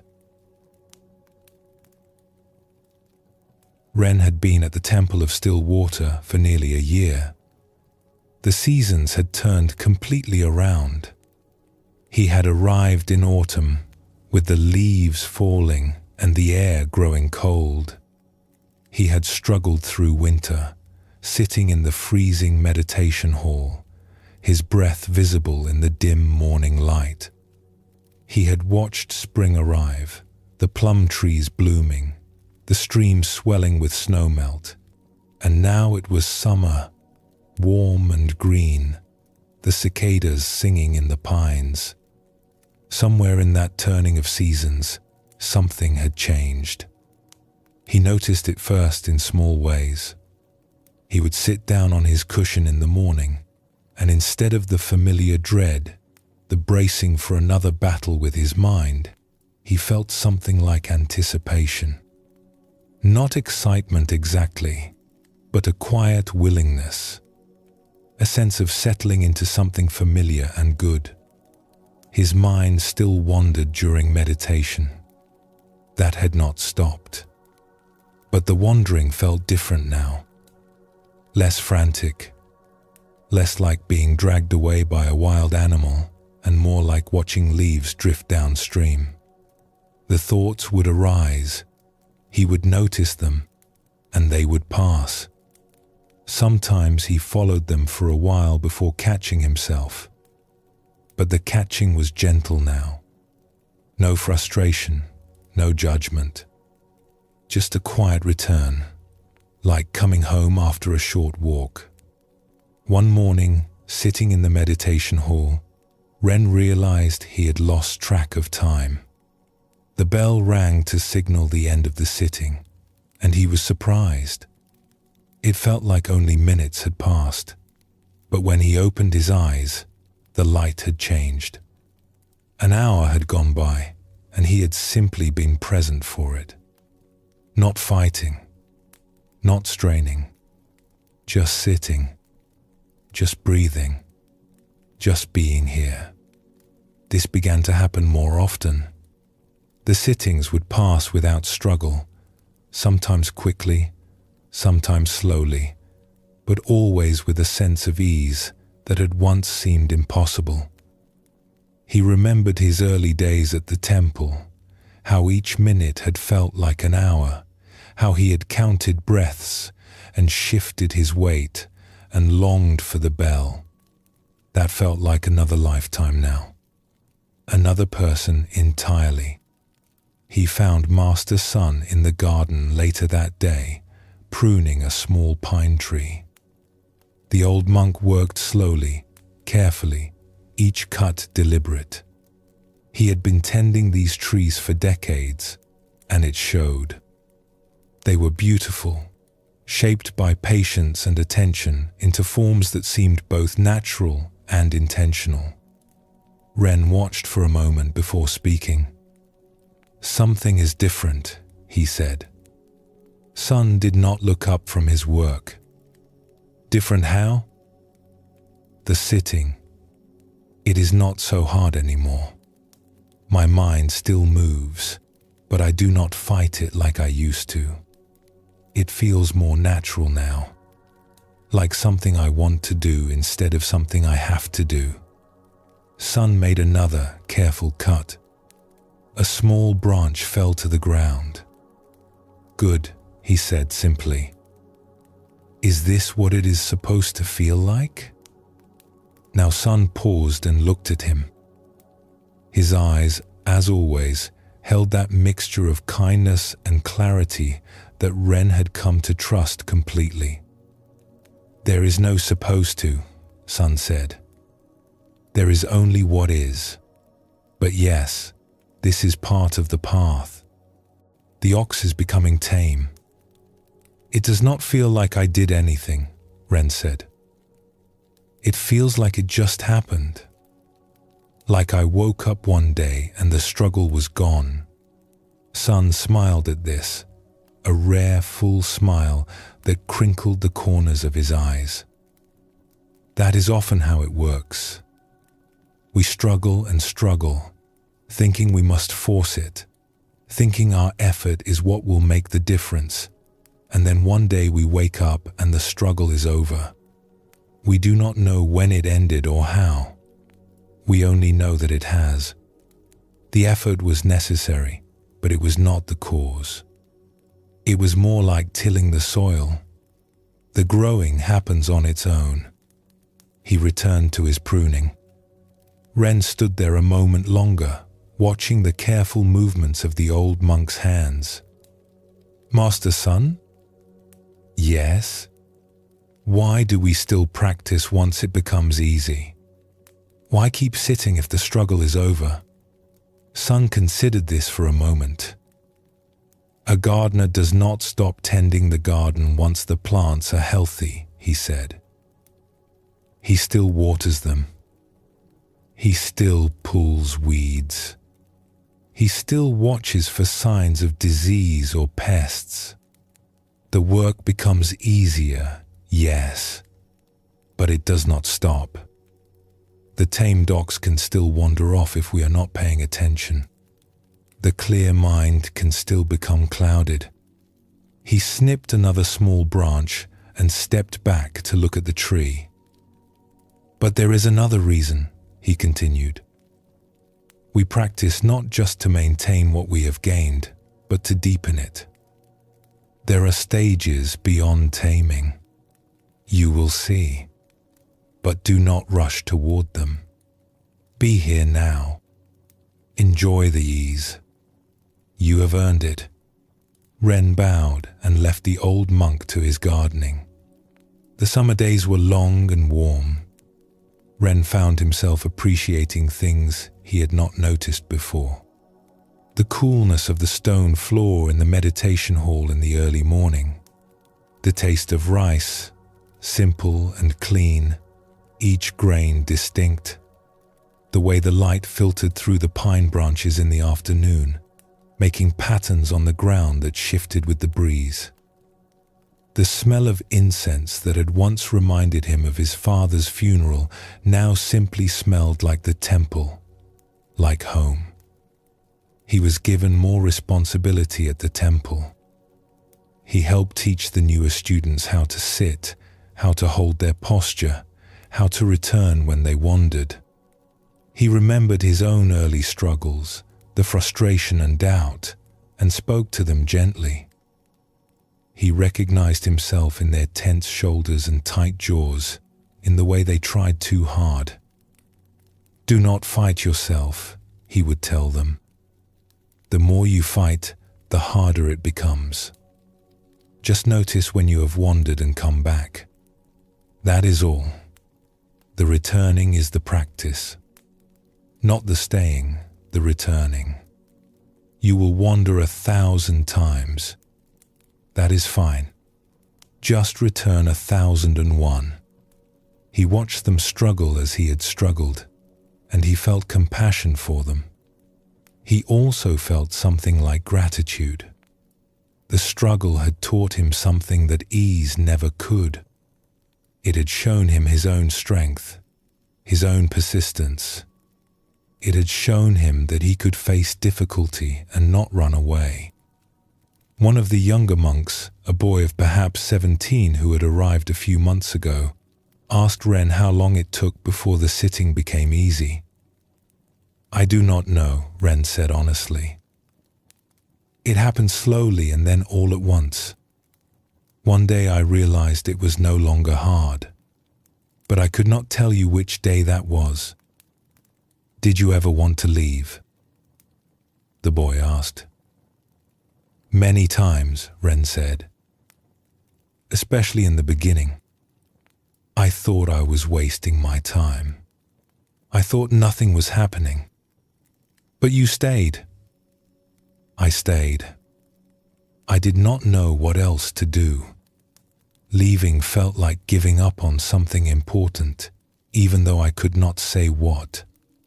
The boy nodded slowly, taking this in. Ren remembered being that young, that unsure.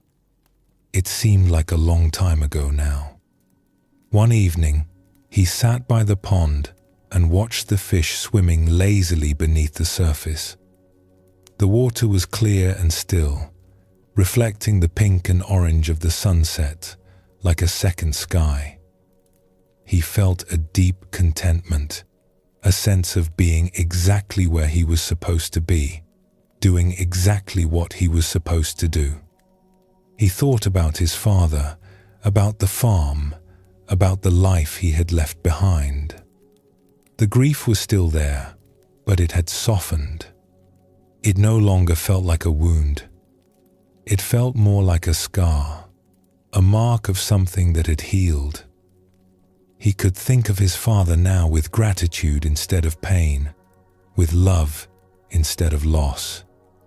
He thought about his mother, alone in the village.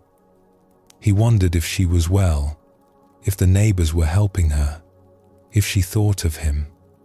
He would go back someday, he knew.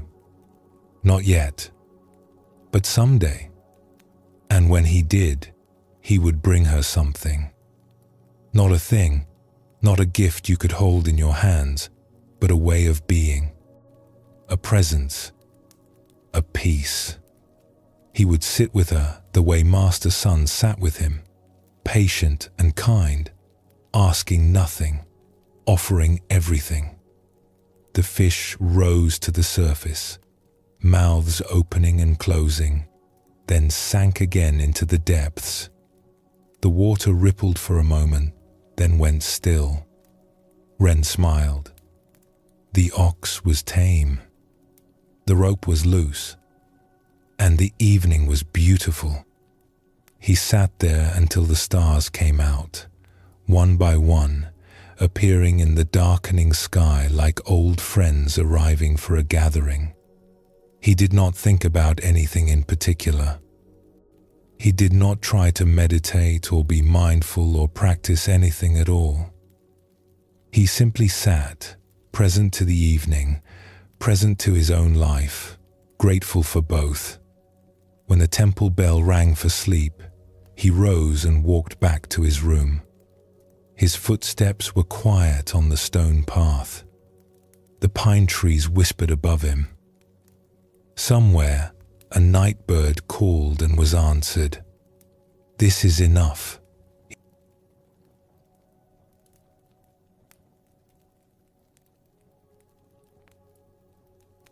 The fifth stage is a resting place on the path. After all the effort of catching and struggling, we are finally allowed to breathe. The practice that once felt like battle now feels like breathing. The mind that once seemed like an enemy has become a friend. We have arrived somewhere, and we can feel it in our bones. But this ease can be misunderstood. Some people reach this stage and believe the journey is over. They have found peace, so what more is there to do? They stop practicing, stop paying attention, and slowly, the old patterns return. The ox, left unattended, begins to wander again. The weeds grow back in the garden. Zen teaches that taming is not the same as liberation. We have made great progress, yes. We can sit in stillness, move through our days with presence, meet difficulties with patience. But we are still managing our experience. We are still the herder watching the ox. There is still a separation between who we think we are and what we truly are. We have found peace, but we have not yet discovered its source. The Buddha once compared the path to a raft used to cross a river. The raft is necessary. Without it, we cannot reach the other shore. But once we have crossed, we do not carry the raft on our heads for the rest of our lives. We set it down and walk on. The practices that bring us peace are precious, but eventually, even they must be released. Eventually, we must go beyond practice altogether. For now, in the fifth stage, we keep practicing. We hold the rope loosely. We enjoy the ease and the stillness and the growing sense of well-being. But we do not cling to these things. We know there is further to go. The ox is tame, but we have not yet become the ox. We have not yet discovered that there was never any separation at all. That discovery awaits in the stages ahead. But we do not need to rush toward it. We can walk slowly now. We can appreciate each step. We can notice the birds in the trees and the clouds crossing the sky and the simple miracle of being alive. The struggle has ended and something gentler has taken its place. Something that feels less like work and more like love. Pause for a moment before we continue together.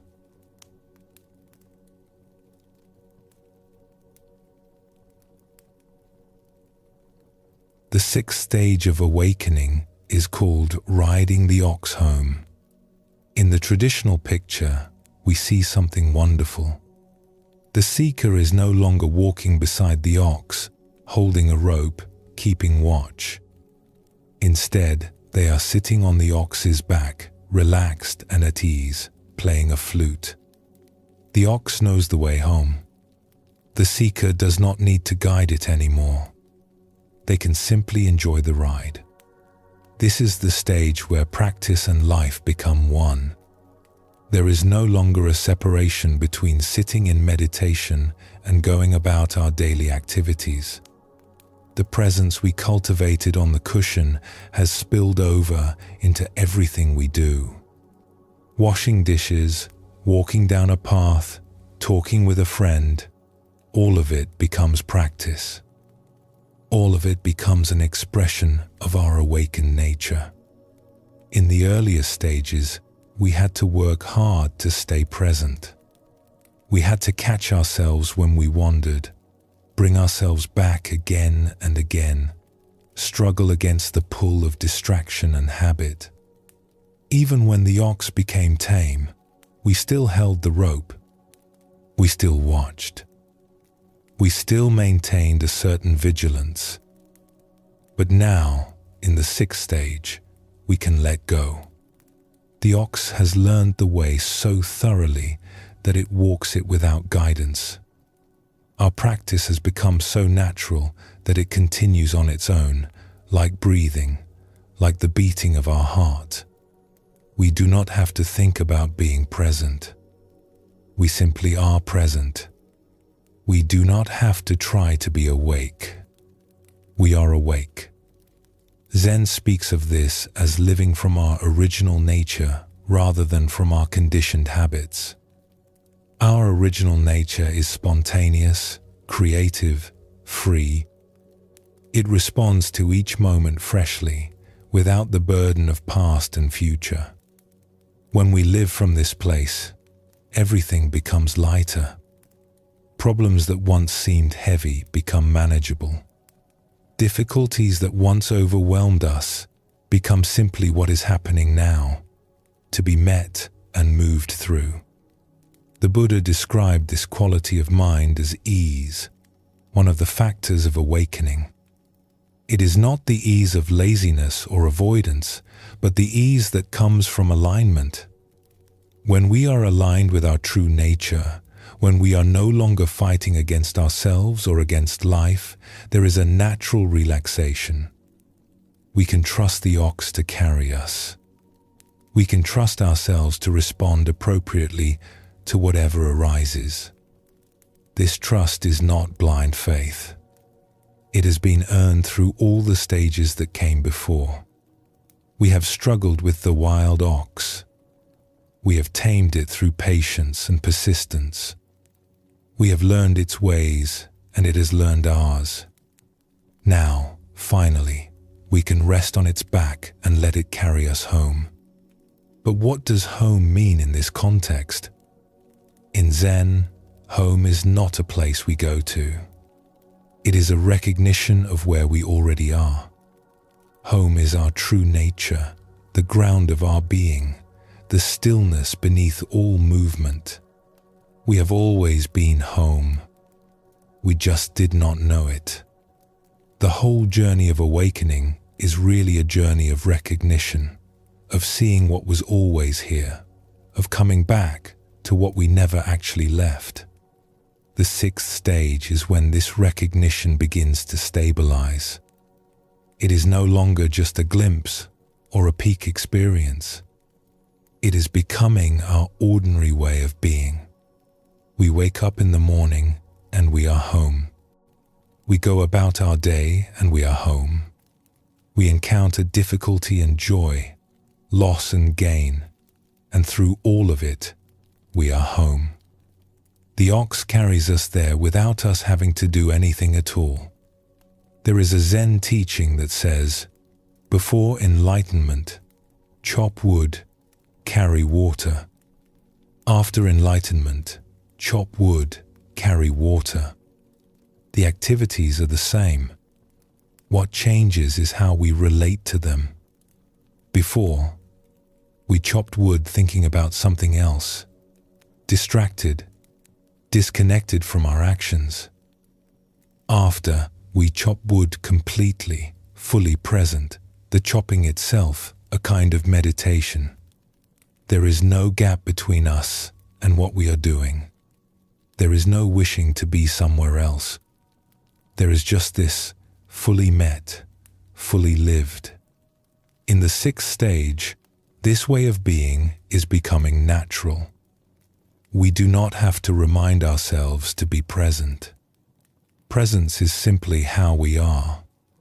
We do not have to try to enjoy our lives.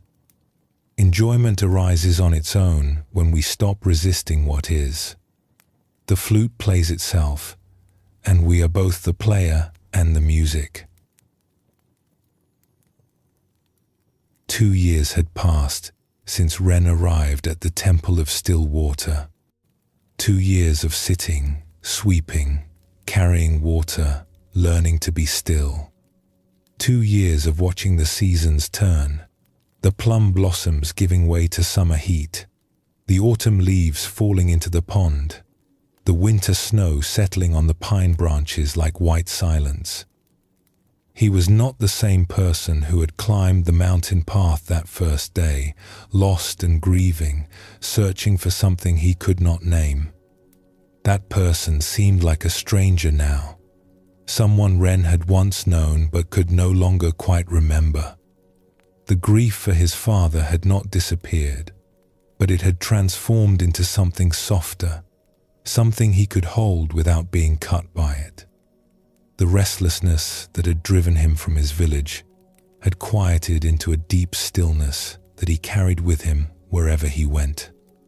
One morning in late spring, Ren was working in the temple garden when he heard something unexpected. Music. The high, clear sound of a bamboo flute floating down from somewhere above the main hall. He set down his hoe and listened. The melody was simple but beautiful, rising and falling like breath, like water, like the wind through the pines. It seemed to come from everywhere and nowhere, filling the garden with something that felt like joy. He followed the sound and found Master Sun sitting on a large flat rock at the edge of the temple grounds, playing a worn bamboo flute. The old monk's eyes were closed, his fingers moving over the holes with practiced ease. He seemed completely absorbed in the music, completely at peace.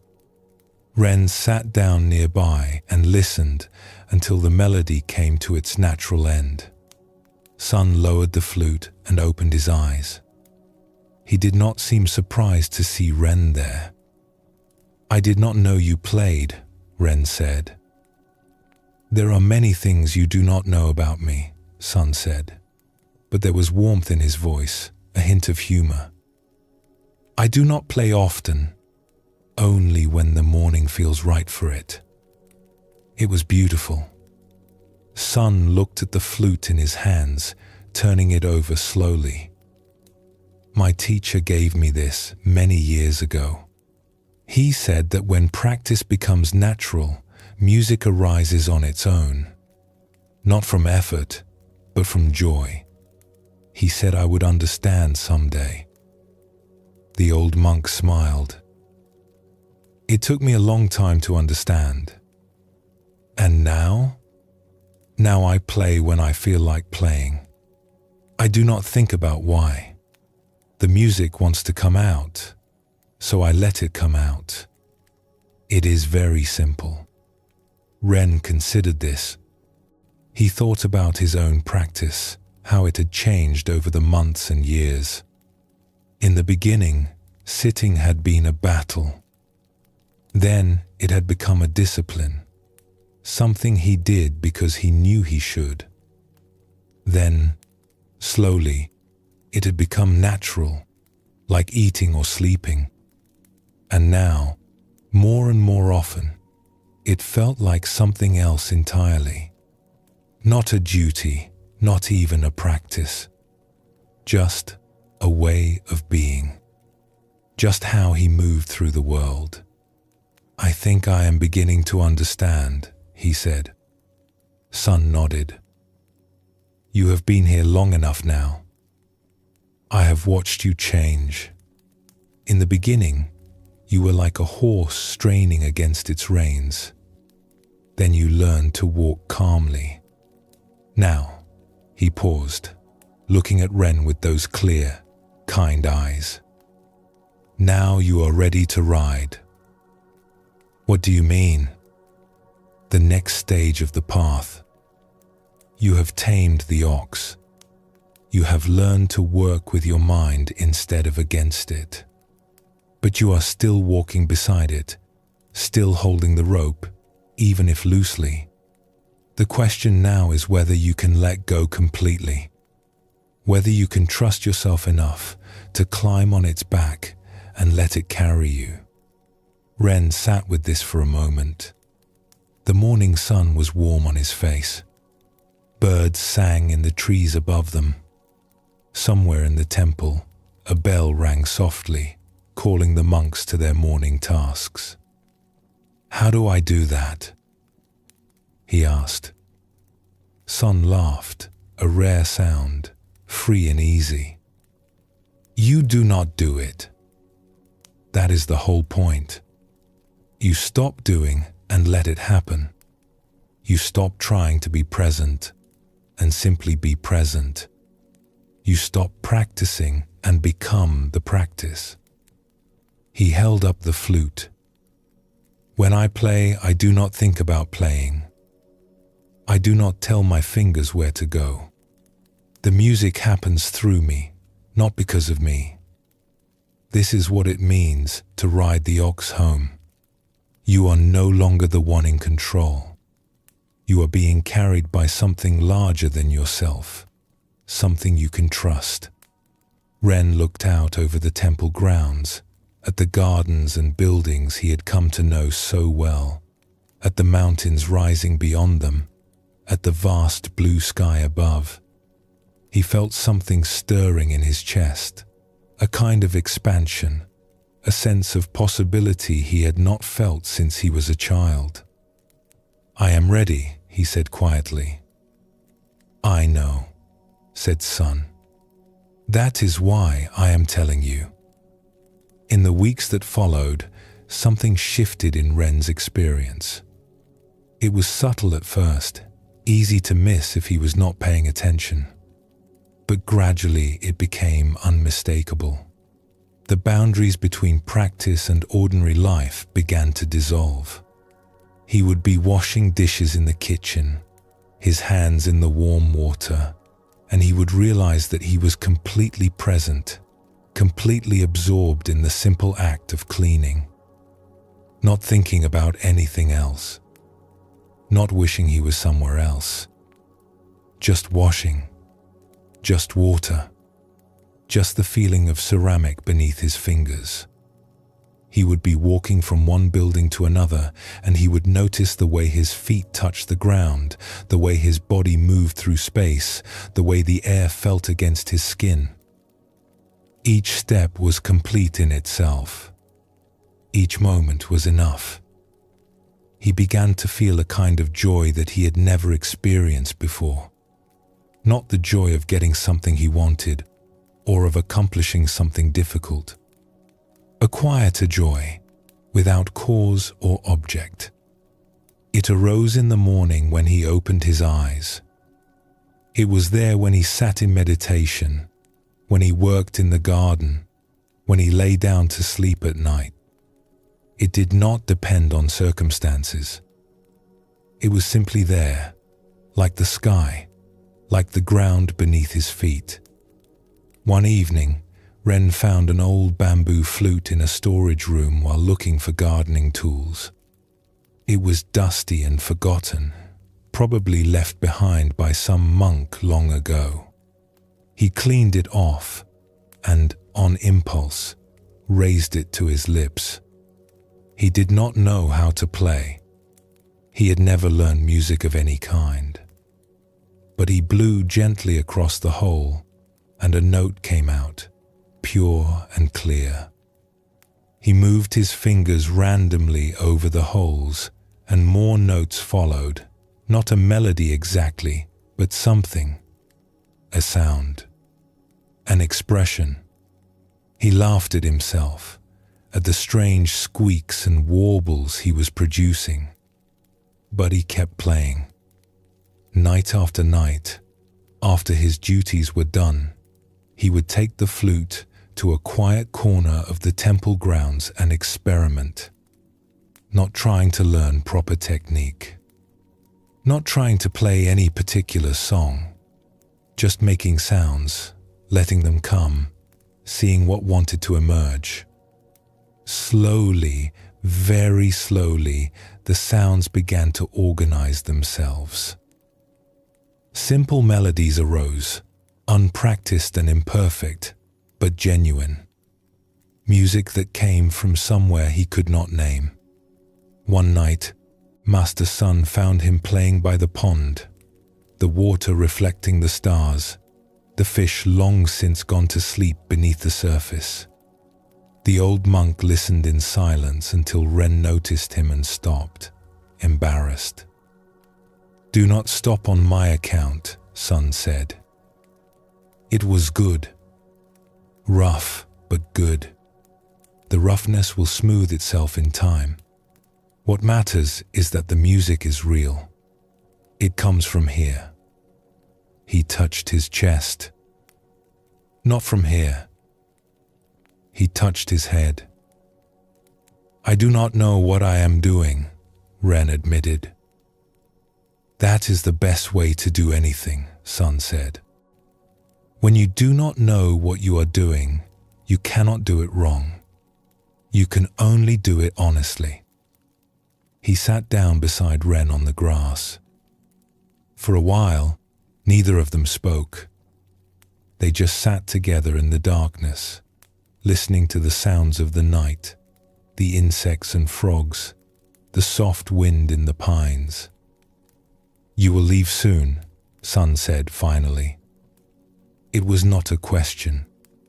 Ren was surprised, then realized he was not surprised at all. He had known it for some time, without admitting it to himself.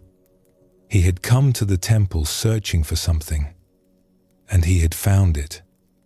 Not an answer exactly, but something better. A way of being. A peace that did not depend on circumstances. He had learned what he needed to learn. Now it was time to take it back into the world. "Yes," he said. "I think so. Not today, but soon." "Good," Sun said. "The temple is not meant to be a hiding place. It is a training ground. We learn here so we can live out there." He gestured toward the darkness beyond the temple walls, toward the mountains, the valleys, the world of ordinary life that Ren had left behind 2 years ago. "I am afraid," Ren said. "Not of leaving, of forgetting, of losing what I have found." Sun shook his head slowly. "You cannot lose it. It is not something you have. It is something you are. Wherever you go, it goes with you. Whatever you do, it does it through you. The ox knows the way home now. You do not have to guide it. You just have to trust it." Ren looked up at the stars, scattered across the darkness like seeds waiting to grow. He thought about his mother, alone in the village, growing older. He thought about the farm, the fields his father had worked, the land that held his family's history. He thought about all the people he had never met, all the lives he had never touched, all the world he had not yet seen. He raised the flute to his lips and began to play. The melody was simple, imperfect, but it was his. It rose into the night sky like a promise, like a prayer, like a song for everyone who was searching for the way home. The sixth stage reminds us that awakening is not meant to be kept in a temple or a meditation hall. It is meant to be lived. The whole point of practice is to transform how we move through the world, how we relate to ourselves and others, how we meet each moment of this brief and precious life. When we ride the ox home, we are bringing everything we have learned back into ordinary life. The stillness we found in sitting, we bring to our conversations. The patience we developed in practice, we bring to our difficulties. The joy that arose from presence we bring to our work, our relationships, our simple daily tasks. This is not always easy. The world outside the temple is noisy and demanding. There are pressures and distractions that we did not face in the sheltered environment of practice. But the ox knows the way. If we have done the work of the earlier stages, if we have truly tamed our mind and befriended our true nature, then we can trust it to carry us through whatever arises. There is a teaching in Zen about the difference between a practitioner and a master. The practitioner has to try to be present. The master is simply present. The practitioner has to remind themselves to be compassionate. The master is simply compassionate. The shift from trying to being is what happens in the sixth stage. We stop playing the role of an awakened person and simply become one. This does not mean we are finished.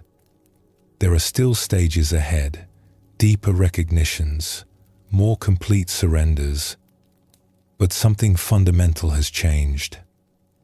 We are no longer seeking. We are no longer struggling. We are riding home on the back of our own true nature, playing the song of our own awakened heart, trusting the path to unfold beneath us. If you have reached this stage, take a moment to appreciate what has happened. You have traveled far. You have faced your own wild mind and made peace with it. You have found a joy that does not depend on circumstances. You have discovered that home is not somewhere you go, but something you are. Pause for a moment before we continue together into the deeper stages of this endless, beautiful path.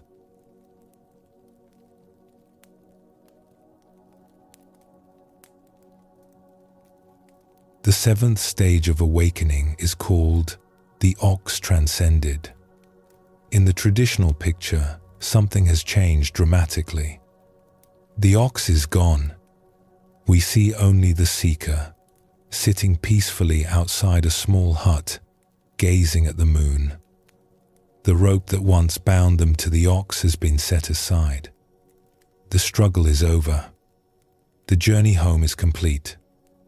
But wait, if the ox represents our true nature, how can it disappear? If we have spent all this time searching for it, catching it, taming it, riding it home, why would we now let it go? This is one of the deepest teachings of the Zen path. The ox was never separate from us. It was a way of pointing to something that cannot be pointed to directly. We needed the image of the ox to give us something to seek, something to catch, something to ride. But now we have arrived home, and we see the truth. There was never an ox apart from ourselves. There was never a true nature separate from who we are. The seeker and the sought were always one. The Buddha taught that all beings possess Buddha nature. This nature is not something we develop or achieve. It is what we already are, beneath all our confusion and grasping. The entire path of awakening is really a path of uncovering, of removing the layers of delusion that hide our original face. And when those layers are finally removed, we discover that there is nothing to attain because we already have everything we need. We already are everything we were seeking. This is a difficult teaching to understand with the mind. The mind wants to grasp something, to hold on to an achievement, to say, I have found it. I have arrived. But the seventh stage asks us to let go of even this. It asks us to release our attachment to the ox itself, to the very idea of enlightenment as something we possess. There is a famous Zen story about a monk who practiced diligently for many years. One day, he went to his teacher and announced that he had finally attained enlightenment. The teacher looked at him calmly and said, "Good. Now throw it away." The monk was shocked. Why would he throw away what he had worked so hard to achieve? But the teacher knew something the monk had not yet understood. As long as we hold on to enlightenment as a possession, as long as we think of ourselves as enlightened people, we are still caught in delusion. True freedom means letting go of everything, even our spiritual achievements. This is what happens in the 7th stage. We set down the rope. We stop thinking of ourselves as someone who has tamed the ox. We stop identifying with the role of spiritual seeker or practitioner. All of these identities, as useful as they were on the path, are now seen as just more layers to be released. What remains when everything is released? Just this. Just here. Just the person sitting outside the hut, watching the moon rise, needing nothing, seeking nothing, complete. The Buddha spoke of this as the end of clinging. He identified clinging as the root cause of suffering, not just clinging to pleasures and possessions, but clinging to views, to practices, to the sense of self. Even clinging to the Dharma, to the teachings themselves, must eventually be released. The teachings are like a finger pointing at the moon. Once we have seen the moon, we no longer need to stare at the finger. In this stage, we come to understand that the practices that brought us here were skillful means, useful tools for a particular purpose. Sitting meditation, mindfulness, working with a teacher, all of these were necessary. They were the raft that carried us across the river. But now we have reached the other shore, and we can set the raft down. We do not need to carry it with us anymore. This does not mean we stop practicing. Many people in the 7th stage continue to sit, continue to study, continue to engage with the Dharma. But the relationship to practice has changed. We no longer practice to get somewhere. We no longer practice to improve ourselves or to achieve enlightenment. We practice because practice is simply what we do. It is our natural expression, like breathing, like sleeping, like the moon rising over the mountains. The image of the moon is significant in Zen. The moon represents our true nature, always present, always luminous, even when hidden by clouds. We do not create the moon. We do not achieve it. We simply see it, clear and bright, shining in the empty sky. In the 7th stage, we sit beneath the moon and recognize it as our own original face. The face we had before our parents were born, before the world came into being. The face that was never separate from anything, that includes everything, that is both empty and full. Zen master Huang Po taught that the Buddha mind is not different from the ordinary mind. There is no special enlightened state that is separate from our everyday experience. When we let go of the ox, we discover that ordinary life is the path. Washing dishes is the path. Walking down the street is the path. Talking with a friend, eating a meal, watching the sunset, all of it is the path. There is nowhere to go and nothing to attain because we are already here, already home, already complete. This realization brings a profound peace. Not the peace of having achieved something, but the peace of no longer needing to achieve anything. Not the peace of having found the ox, but the peace of knowing there was never any ox to find. The struggle is over, not because we have won, but because we have seen through the illusion that there was ever a battle. Ren left the Temple of Still Water on a morning in early autumn, when the first cool winds were beginning to blow down from the mountains. He had said his goodbyes the night before. Master Sun had given him a small bundle of rice and vegetables for the journey, along with the old bamboo flute he had found in the storage room. "It has found its player," Sun had said. "Take it with you." They had bowed to each other in the dim light of the meditation hall, teacher and student, two people who had walked a path together and now would walk apart. Ren did not feel sad as he descended the mountain path. He did not feel happy either. He felt clear, like the sky after a storm has passed, like water that has settled and become still. The temple had been his home for 2 years, but he understood now that home was not a place. Home was something he carried within him, something that could not be left behind. The path down was easier than the path up had been. He remembered climbing this same trail 2 years ago, exhausted and confused, searching for something he could not name. He had been so lost then, so hungry for answers. Now he walked with ease, his feet finding the stones and roots without effort, his body moving through the forest like it belonged there.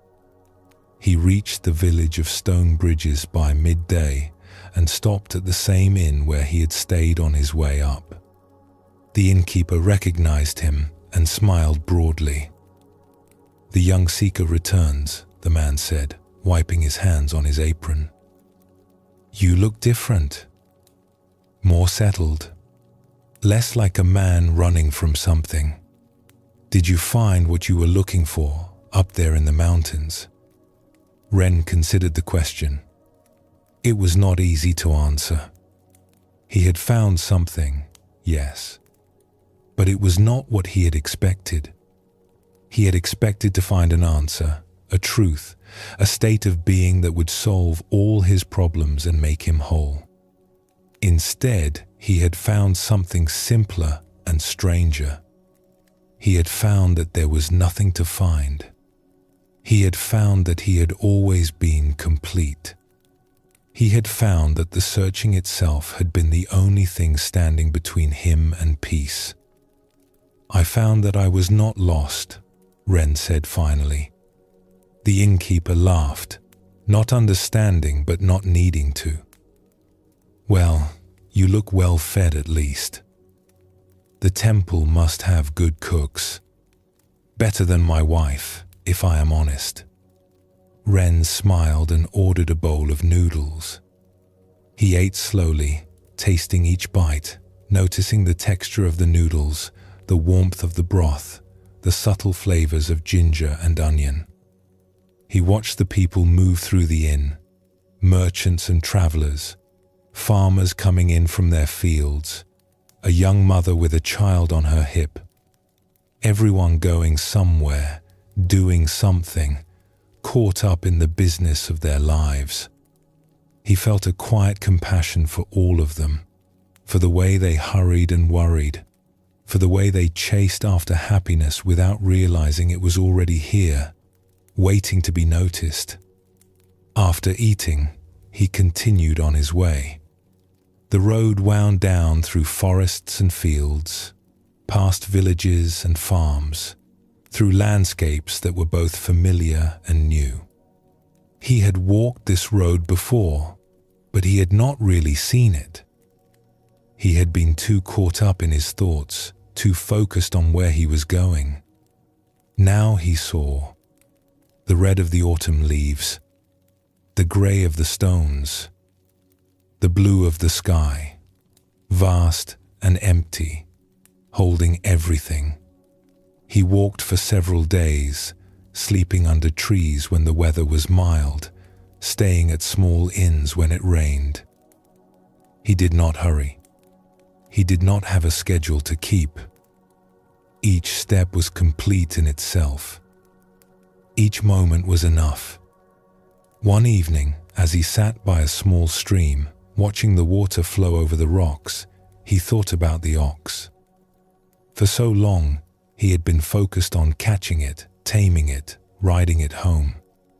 It had been his constant companion, his project, his purpose.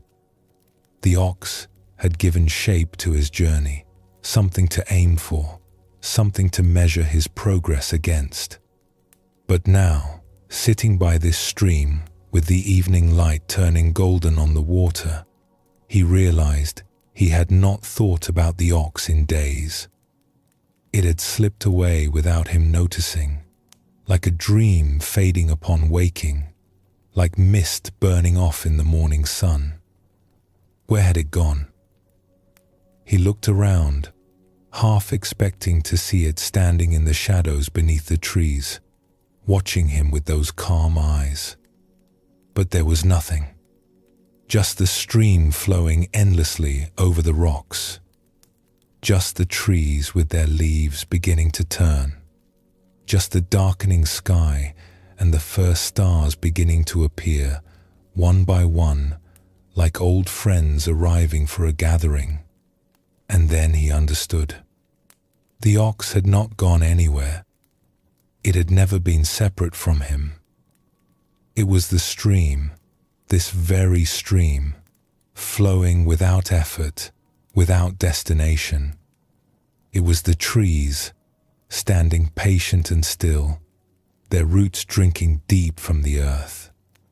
It was the sky and the stars and the cool evening air filling his lungs. It was his own breath, rising and falling without his having to do anything. It was his own heartbeat, steady and faithful, marking the rhythm of his life. It was his own awareness, watching itself, knowing itself, needing nothing outside itself to be complete. He laughed out loud, startling a bird from a nearby bush. The bird flew up into the darkening sky, and Wren watched it go, still laughing. All that searching, all that effort, and the whole time he had been sitting in the middle of what he was looking for. He took out his flute and began to play. The melody that arose was simple and unhurried, matching the flow of the stream, the rustle of the leaves, the rhythm of the evening. He was not trying to play anything in particular. He was just letting the music come, letting it express something that could not be put into words. As he played, he felt a deep gratitude arise. Gratitude for the path that had brought him here. Gratitude for his father, whose death had set him on this journey. Gratitude for his mother, waiting for him in the village, not knowing that her son was on his way home. He played until the stars filled the sky, until the stream was just a sound in the darkness, until the music faded into silence. Then he put the flute away and lay down on the soft grass, looking up at the vast expanse above him. There was nothing to achieve, nothing to become, nothing to hold on to. Just this, just here, just the stars and the stream and the cool grass beneath his back. He closed his eyes and slept deeply and peacefully, without dreams. The next morning, he woke with the sun and continued on his way. The road was beginning to look familiar now. He recognized the shape of certain hills, the curve of certain rivers. He was getting close to home, but the word home no longer meant what it once did. It was not just a village, a farm, a place where his mother waited. It was something vaster and simpler. It was the ground beneath his feet, wherever he stood. It was the sky above his head, wherever he walked. It was the present moment, fully lived, fully met, complete in itself. He thought about what he would say to his mother. How could he explain what had happened to him? How could he describe the journey he had taken, the ox he had caught and tamed and finally released? He did not have words for it. Perhaps he would not need words. Perhaps just being with her, present and clear, would be enough. As he walked, he noticed he was no longer thinking about the future. He was not planning what he would do when he arrived, not rehearsing conversations, not worrying about how things would go. He was simply walking. One step, then another. The road unfolding beneath him, the world unfolding around him, everything arising and passing away in its own time. This was freedom, he realized. Not freedom from anything, but freedom to be fully here, fully alive, without the burden of past and future. The ox was gone, and with it, all the weight he had been carrying, all the seeking, all the striving, all the desperate need to become something other than what he was. He was just Ren, just a man walking down a road in autumn, carrying a small bundle and a bamboo flute, going home to see his mother. Nothing special, nothing extraordinary. And yet, somehow, that was the most extraordinary thing of all.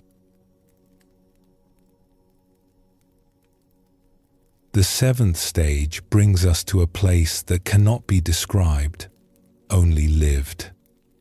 We have followed the path through all its twists and turns, through struggle and surrender, through effort and ease. And now we arrive at something that was never separate from where we started. The journey, we discover, was always a journey home to ourselves.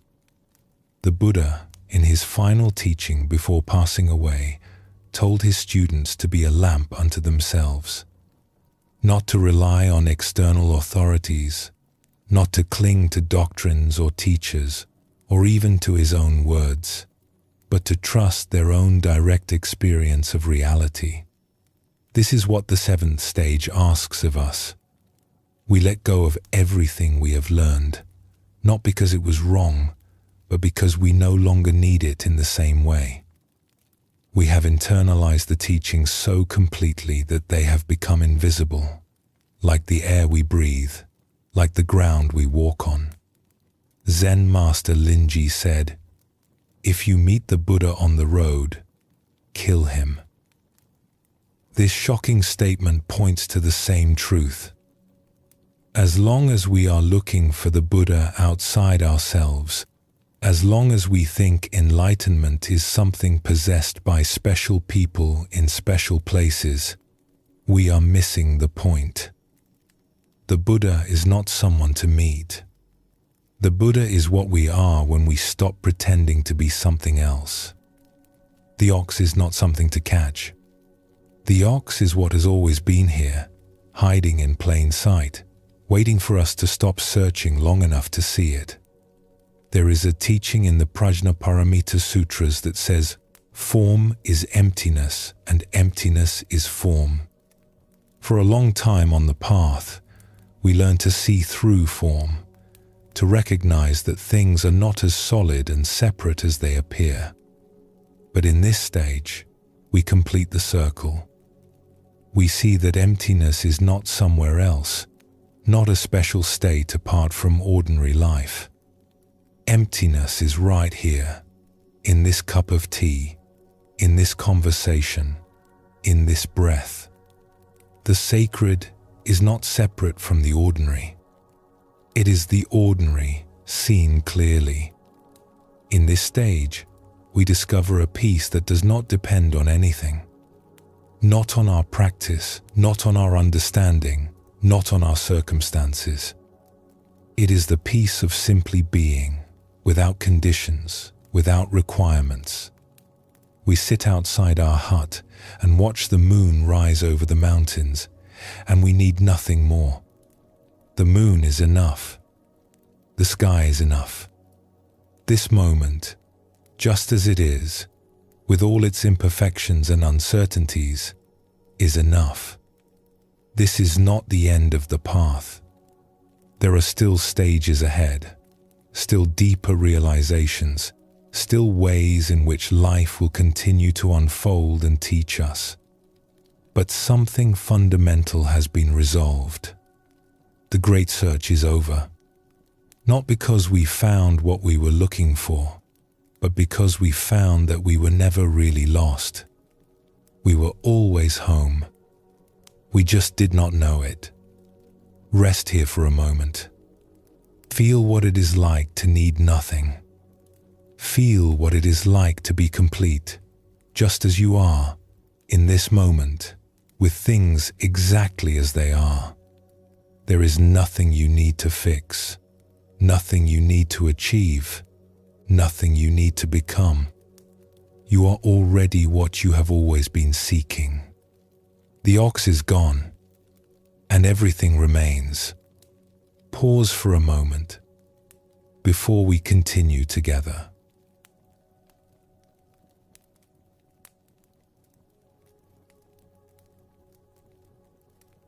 The 8th stage of awakening is called both self and ox transcended.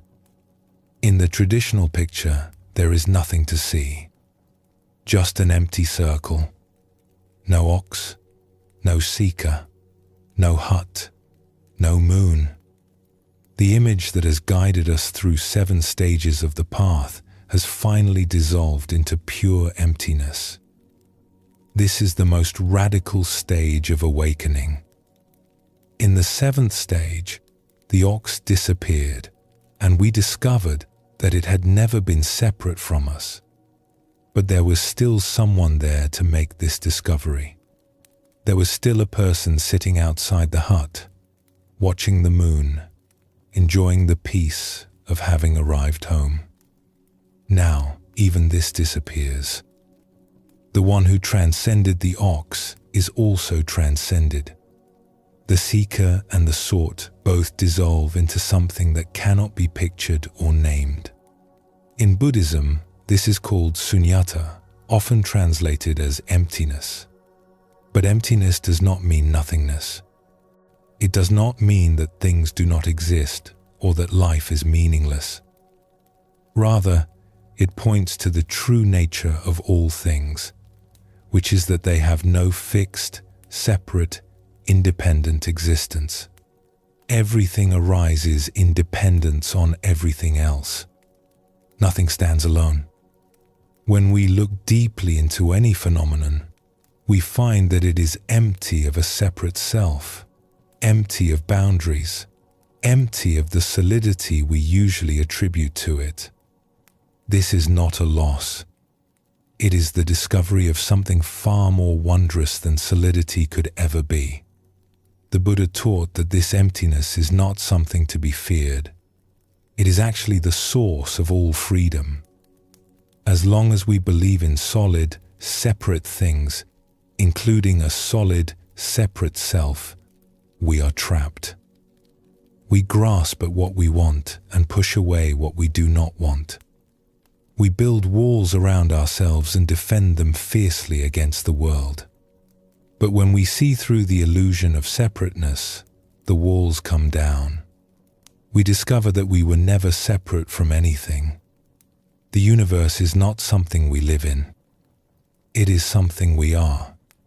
The self we spent so much energy defending was never really there in the first place, at least not in the way we imagined. This can sound frightening to the mind. If there is no self, who am I? If everything is empty, what is the point of anything? But these questions arise from misunderstanding.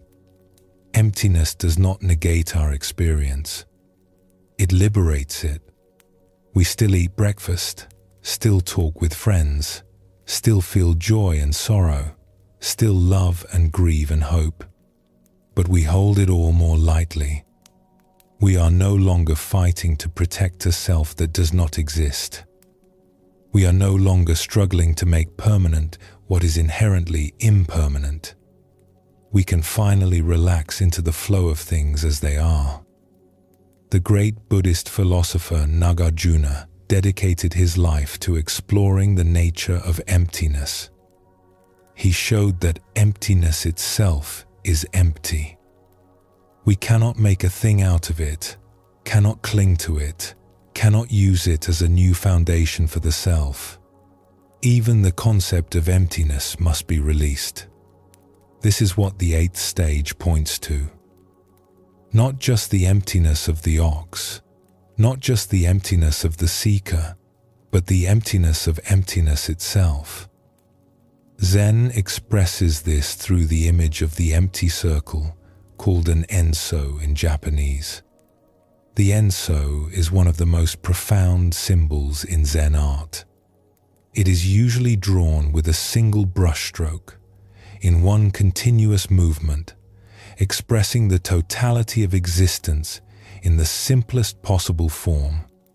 The circle has no beginning and no end. It includes everything and excludes nothing. It is both perfectly full and perfectly empty. When we look at the enso, we might be tempted to see it as a picture of nothing, but that would be a mistake. The empty circle is not nothing. It is the ground from which everything arises. It is the silence from which all sounds emerge. It is the space that allows all forms to exist. Without emptiness, there could be no fullness. Without the empty circle, there could be no ox, no seeker, no path, no awakening. The Buddha pointed to this when he taught about dependent origination. Nothing exists independently. Everything arises in relationship to everything else. A flower exists because of the sun, the rain, the soil, the seed, the gardener, and countless other conditions. Take away any of these, and there is no flower. The flower is empty of a separate self because it is made entirely of non-flower elements. And yet the flower is undeniably here, beautiful and fragrant, expressing the whole universe in its brief blooming. We are like that flower. We think we are separate selves, bounded by our skin, distinct from everything around us. But when we look closely, we cannot find where we end and the world begins. We are made of our parents, our food, our air, our experiences, our relationships, our thoughts and feelings that arise from conditions we did not create. We are empty of a separate self, and yet we are undeniably here, alive and aware, expressing the whole universe in our brief appearing. In the 8th stage, this truth is not just understood intellectually, it is realized directly, in the bones and the breath and the blood. The sense of being a separate self dissolves, not into nothing, but into everything. We do not disappear. We expand. The boundaries that seemed so solid become transparent, and we discover that we have always been the whole of it, the empty circle that includes all things. This is not a state that can be maintained by effort. It is not an achievement to be proud of. It arises when everything else falls away, when we stop trying to be someone or something, when we finally let go completely. And when it arises, there is no one there to notice it. There is only the arising itself, the pure happening of this moment, without a witness, without a center, without a self to claim it. Ren came home on an afternoon in late autumn. The village looked the same as it always had. The same houses with their thatched roofs, the same narrow lanes between the fields, the same mountains rising in the distance. Children played in the dust near the well. An old man sat on a bench outside his door, watching the world go by. Smoke rose from cooking fires, carrying the smell of rice and vegetables. And yet everything was different. Not the village, but the one seeing it. Ren walked through the familiar streets and felt as though he was seeing them for the first time. Not because they had changed, but because he had. Or rather, because the one who had left 2 years ago no longer existed. Someone else was walking these lanes now. Or perhaps no one at all. He found his mother in the garden behind their house, pulling weeds from between the rows of vegetables. She was older than he remembered, her hair grayer, her movements slower. But when she looked up and saw him standing at the gate, her face opened into a smile that erased all the years between them. "Ren," she said. Just his name. Nothing else was needed. He walked to her and they embraced. She smelled of earth and cooking smoke, the smell of his childhood, the smell of home. He held her for a long time, feeling her small body in his arms, feeling the years of separation dissolve into this single moment of reunion. "You have come back," she said when they finally stepped apart. "I have come back," he agreed. She looked at him closely, the way she used to look at him when he was a boy and had done something she did not quite understand. "You are different," she said. "Something has changed in you. I can see it in your eyes." Ren did not know what to say. How could he explain what had happened?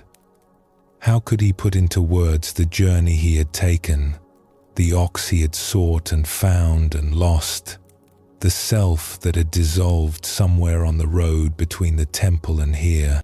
"I went looking for something," he said finally. "And I found it. Or maybe I found that there was nothing to find. I am not sure I can explain it." His mother nodded slowly. She did not ask for more explanation. Perhaps she understood that some things cannot be explained, only lived. Perhaps she had her own wisdom, gathered over decades of planting and harvesting, of watching things grow and die and grow again. "Come inside," she said. "You must be hungry. I will make you something to eat." They walked into the house together. It was smaller than Ren remembered and darker, but it felt right.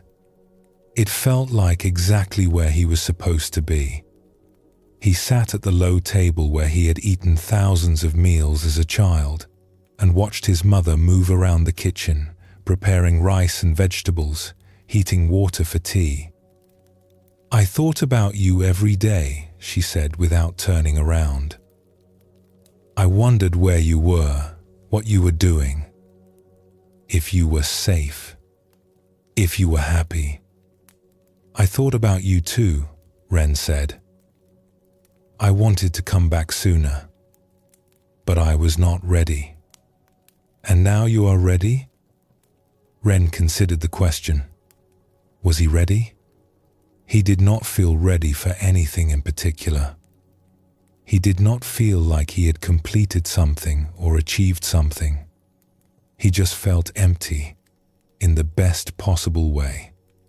Empty of striving, empty of seeking, empty of the need to be anywhere other than where he was. "I do not know if ready is the right word," he said. "I just knew it was time." His mother brought the food to the table and sat across from him. They ate in silence for a while, the comfortable silence of two people who do not need to fill the space with words. Outside, the afternoon light was fading, turning golden, then orange, then grey. "Your father would be proud of you," she said eventually. Ren felt something move in his chest, a wave of emotion that rose and fell like breath. His father. He had not thought about him directly in a long time, but he realized now that his father had been with him the whole journey. The walking stick he still carried, the grief that had set him on the path, the love that had never disappeared, only transformed. "I miss him," Ren said. "I miss him too. Every day, every morning when I wake up and reach across the bed and he is not there. Every evening when I cook dinner for one instead of two." His mother's eyes were bright with tears, but she was smiling through them, a smile that held both sorrow and something else, something like peace. "But he is not gone. Not really. I see him in the fields he worked, in the way the rows are still straight because he taught me how to plant them, in the tools he used, worn smooth by his hands. In you, when you walk a certain way or laugh at something unexpected. He is still here, just not in the way he used to be." Ren understood what she meant. Not as a concept or a comforting thought, but as a living truth he could feel in his body. His father was empty of a separate self, just like everything else. He had never been a solid, bounded thing that could simply disappear. He was a process, a pattern, a way that the universe had expressed itself for a time. And that expression continued, rippling outward like waves from a stone dropped in still water. In the land he had tended, in the son he had raised, in the memories that lived on in those who loved him, in ways that could never be fully traced or known. "Nothing really disappears," Ren said quietly. "It just changes form." His mother looked at him with something like wonder. "That is what I believe too," she said. "I did not know you had learned such things in the mountains." After dinner, Ren walked outside and stood in the garden where his mother had been working. The stars were coming out, the same stars he had watched from the temple, from the roadside, from 1,000 different places on his journey. The same stars his father had looked up at, and his father's father, and all the ancestors stretching back into the darkness of time. He thought about the empty circle, the image that represented this stage of the path. No ox, no seeker, no self. Just this. Just the stars and the garden and the cool evening air. Just the awareness that was not his awareness, because there was no him to possess it. Just the universe looking at itself through these eyes, marveling at its own existence, astonished at its own beauty. He did not feel special. He did not feel enlightened. He did not feel like someone who had achieved something remarkable. Those feelings would have required a someone to feel them, and that someone had grown very quiet, very transparent, almost invisible. He just felt empty, wonderfully, peacefully, completely empty. And in that emptiness, everything was present. His mother in the house behind him, washing the dishes from their dinner. His father in the soil beneath his feet, in the vegetables they had eaten, in the love that continued to flow between mother and son. The temple in the mountains, the monks sitting in meditation as the night deepened. Master-son, probably watching these same stars rise over the pine trees. All of it here, All of it now, all of it one seamless whole without edges or boundaries. He took out his flute and raised it to his lips. But he did not play. He just held it there, feeling the smooth bamboo against his fingers, feeling the night air on his face, feeling the emptiness that was not empty at all. There was nothing to express, nothing to add to this moment. It was already complete. He lowered the flute and simply stood there, breathing, being, disappearing into the vast silence that held everything. The eighth stage is sometimes called the Great Death in Zen. It is the death of the self, the final letting go of the illusion that we are separate beings moving through a separate world. This death is not sad or frightening when it is actually experienced. It is a relief, like setting down a heavy weight we did not know we were carrying. It is the laying down of a burden we have carried our whole lives without knowing we were carrying it. The Buddha taught that clinging to a sense of self is the root of all suffering. We spend our lives defending this self, promoting it, comparing it to others, worrying about its fate. We lie awake at night wondering if we are good enough, successful enough, loved enough. We fight to protect our reputation, our possessions, our sense of being someone special.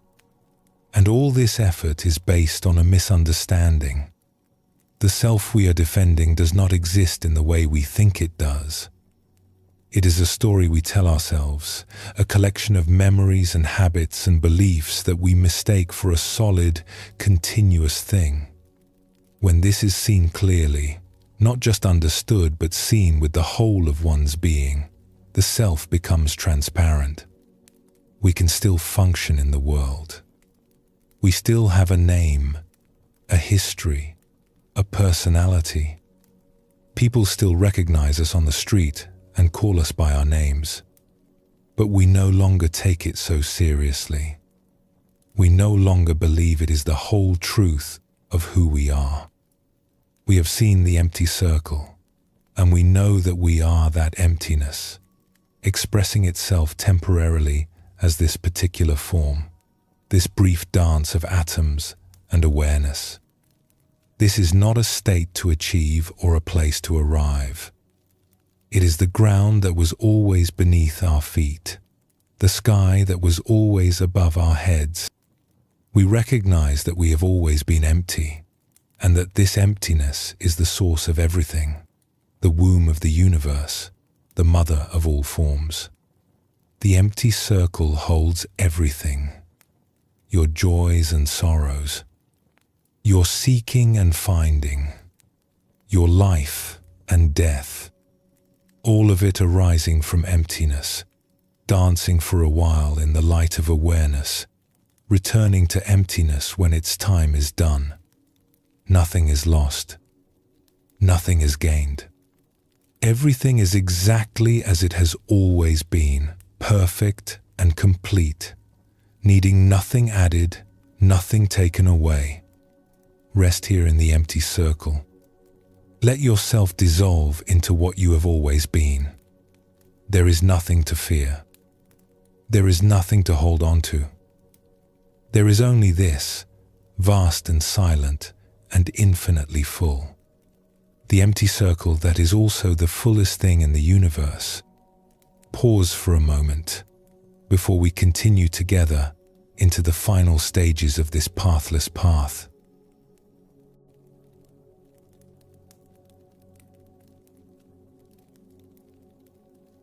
The ninth stage of awakening is called reaching the source. In the traditional picture, we see something surprising. After the empty circle of the eighth stage, where everything disappeared into pure emptiness, now the world returns. We see a simple scene from nature, a river flowing, flowers blooming, trees standing in their ordinary beauty. No person, no ox, no seeker. Just the world as it is, fresh and vivid and completely itself. This stage reveals one of the deepest truths of the Buddhist path. The source we have been seeking is not somewhere else. It is not hidden behind the world or above it or beyond it. The source is right here, in the ordinary unfolding of things as they are. The river flowing is the source. The flowers blooming are the source. This moment, exactly as it is, with nothing added and nothing taken away, is the source. In the earlier stages of the path, we learned to see through the illusion of solid, separate things. We discovered emptiness, the vast openness that underlies all phenomena. This was a crucial insight, a necessary step on the journey. But if we stop there, if we cling to emptiness as the final truth, we have not yet completed the path. The Buddha's teaching is not that the world is empty and therefore unreal. It is that the world is empty and therefore miraculous. Because things have no fixed, separate essence, they can arise at all. Because everything is interconnected, everything is possible. Emptiness is not the negation of form. It is the womb from which all forms are born. The great Buddhist text, called the Heart Sutra, puts it simply: form is emptiness, and emptiness is form. In the 8th stage, we realized the first part of this teaching. We saw that form is emptiness, that all things are without inherent existence, that even the self we took to be so solid is transparent and groundless. This was the great death, the dissolution of the seeker into the vast empty circle. But now, in the 9th stage, we realize the second part. Emptiness is form. The void is not void. It is full, overflowing, bursting with life. The source we sought is pouring itself out in every direction, becoming rivers and mountains and clouds and people, becoming this very moment in all its ordinary wonder.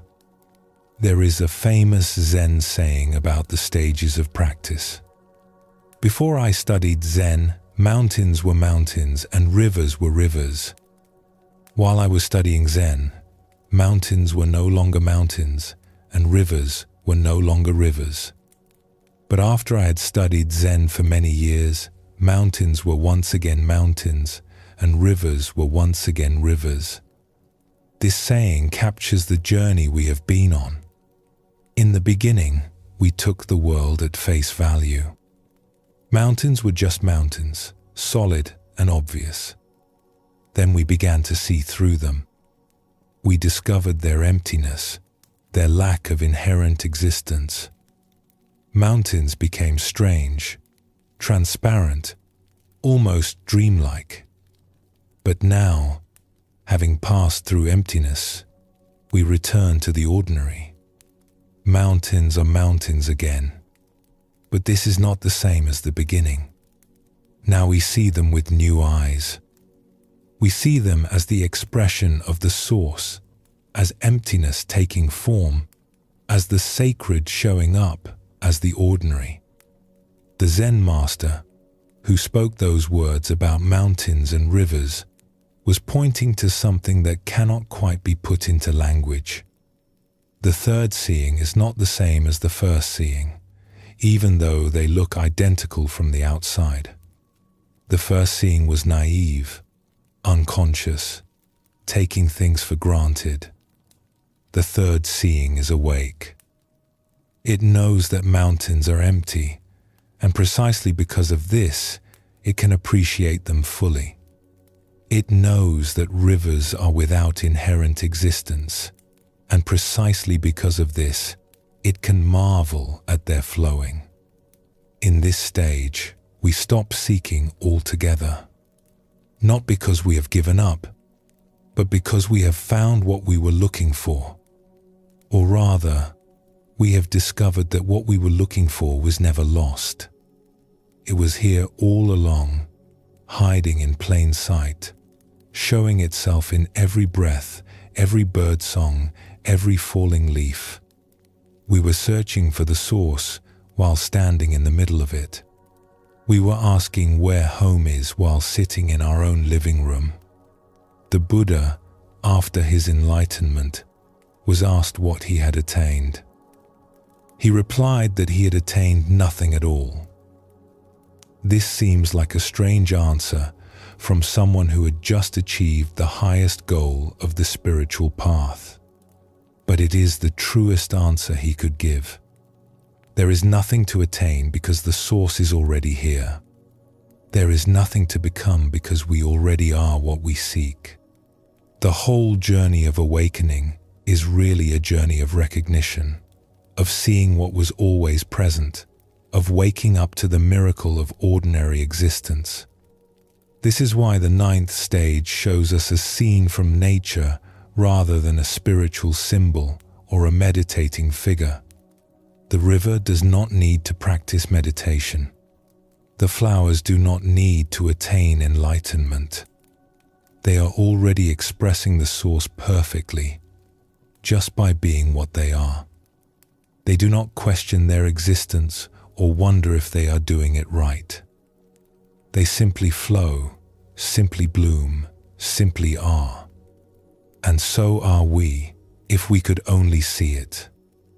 Our very confusion is the source. Our seeking is the source.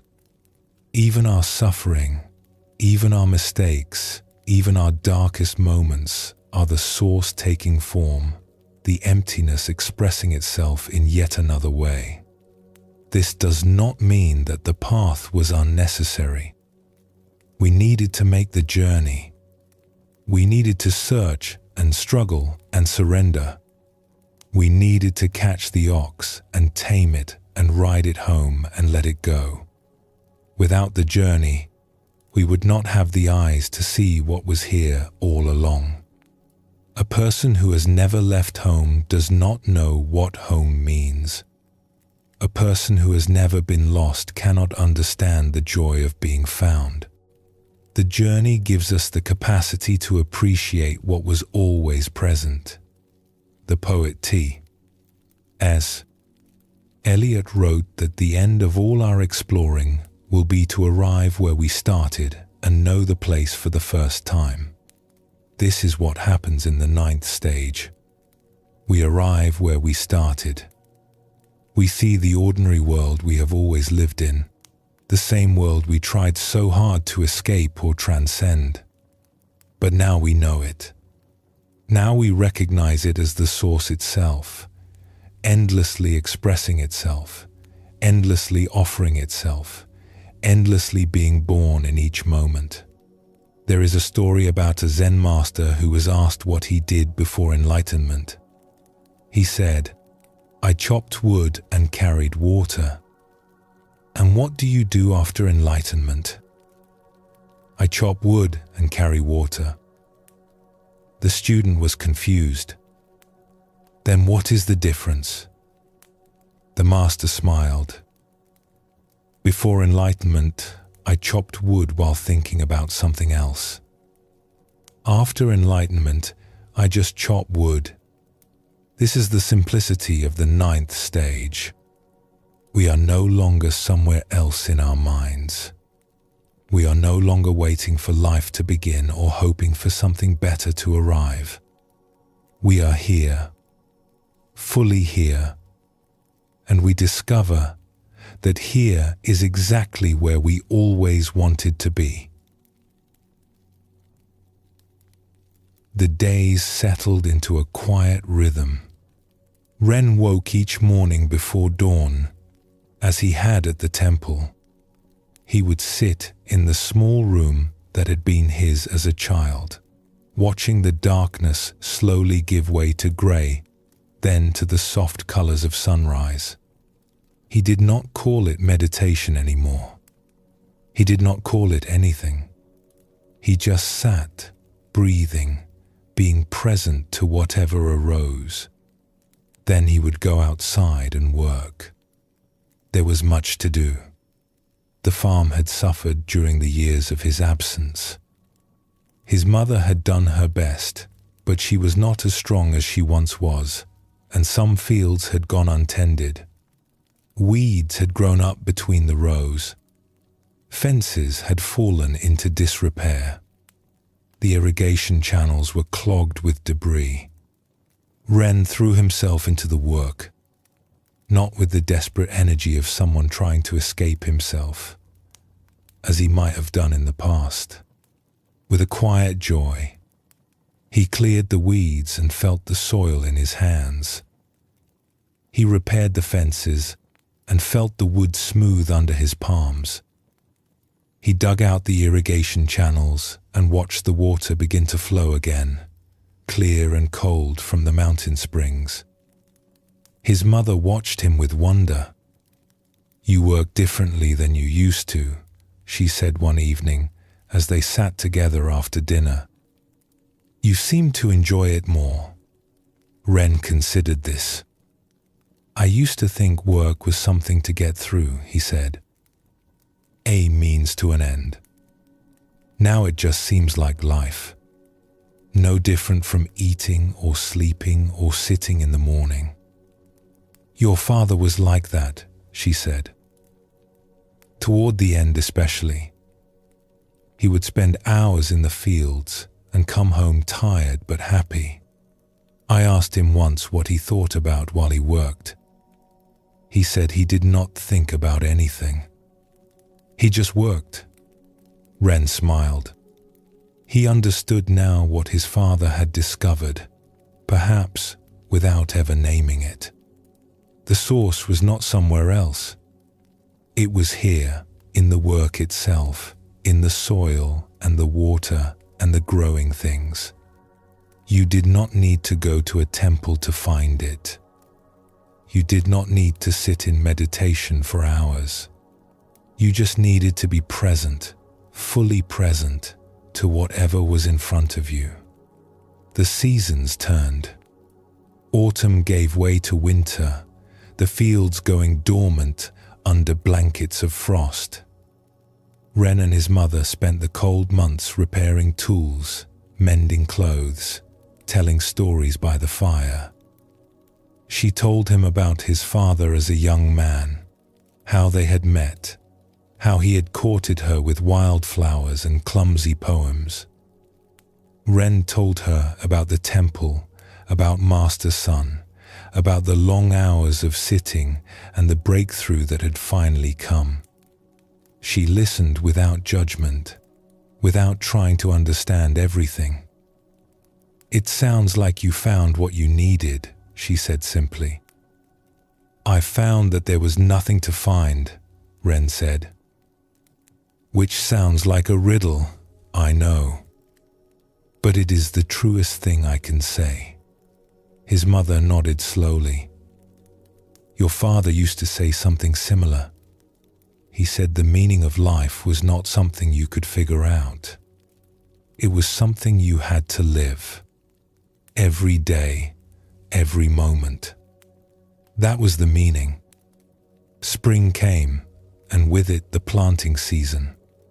Ren worked alongside his mother, and sometimes neighbors came to help.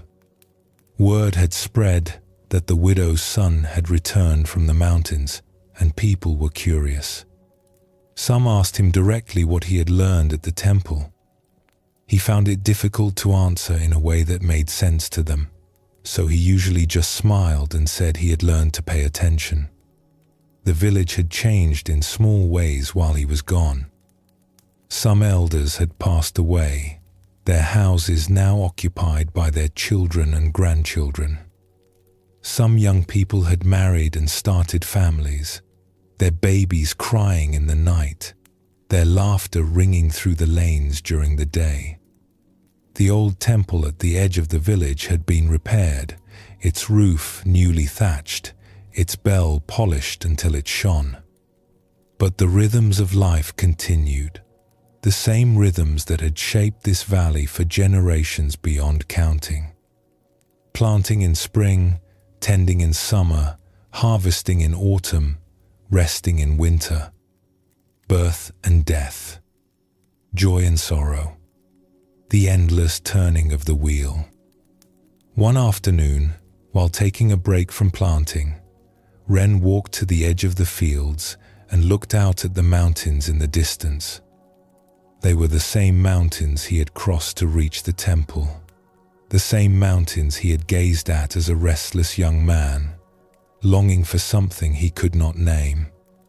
He remembered standing in almost this exact spot years ago, feeling like his life was incomplete, like the answer to all his questions was waiting somewhere on the other side of those blue peaks. They looked different now, not because they had changed, but because he had. Before, the mountains had seemed like a barrier, something to be crossed in order to reach somewhere better. Now they just looked like mountains, beautiful in their own right. Part of the landscape he called home. He realized he had stopped dividing the world into sacred and ordinary. The temple had been a sacred place, yes, but so was this field. So was his mother's kitchen. So was the path where children played and old men sat in the sun. Every place was the source, expressing itself in its own way. Every moment was an invitation to wake up. A butterfly landed on a nearby flower, its wings opening and closing slowly. Ren watched it without thinking anything in particular. Just watching. Just being present to this small miracle of color and movement. The butterfly flew away, and Ren returned to work. That evening, as the sun set over the mountains, Ren took out his flute and played. He sat on a low wall at the edge of the garden, and the melody that emerged was different from what he had played before. Simpler, closer to silence. It followed the rhythm of his breath, the rhythm of the fading light, the rhythm of the evening settling over the valley. His mother came out and listened for a while. When he finished, she said nothing. She just stood there, looking at the mountains, looking at the sky, looking at her son who had gone away and come back changed. "The flowers are blooming early this year," she said finally. "Yes," Ren said. "They are beautiful. Your father planted those. The ones by the fence. He said they would come back every spring, long after he was gone." Ren looked at the flowers, red and orange in the fading light. His father's hands had planted them. His father's love had tended them. And here they were, still blooming, still offering their beauty to anyone who cared to notice. "Thank you," Ren said quietly. He was not sure if he was thanking his mother, or his father, or the flowers themselves, or something larger that included all of them. His mother touched his shoulder gently. "Come inside," she said. "Dinner is almost ready." They walked into the house together, leaving the flowers to bloom in the darkness, leaving the mountains to stand in their ancient silence, leaving the source to continue its endless unfolding without any need for witnesses. The ninth stage teaches us that there is nowhere to arrive because we have never left. The source we sought through all our searching and struggling was here from the very beginning. It was here before we started the path, and it is here now that the path has dissolved. It was never hidden. We were simply looking in the wrong direction, searching in distant mountains for what was growing in our own garden. The Buddha taught that nirvana is not somewhere else. It is not a place we go after we die, not a state we achieve after years of practice, not a reward waiting for us at the end of a long and difficult journey. Nirvana is here and now, in the midst of ordinary life, available to anyone who has eyes to see it. The difference between samsara, the world of suffering, and nirvana, the world of peace, is not a difference of place or time. It is a difference of seeing. When we see clearly, this very world is nirvana.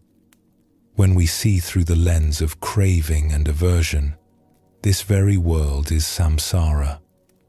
Nothing changes except our perception. The flowers are the same flowers. The river is the same river. Only the eyes that see them have been transformed. This is a difficult teaching, and it can be easily misunderstood. It does not mean that suffering is not real, or that we should not try to help those who are in pain. It means that the source of peace is not somewhere else, waiting to be found. It is here, in this breath, in this step, in this ordinary moment of being alive.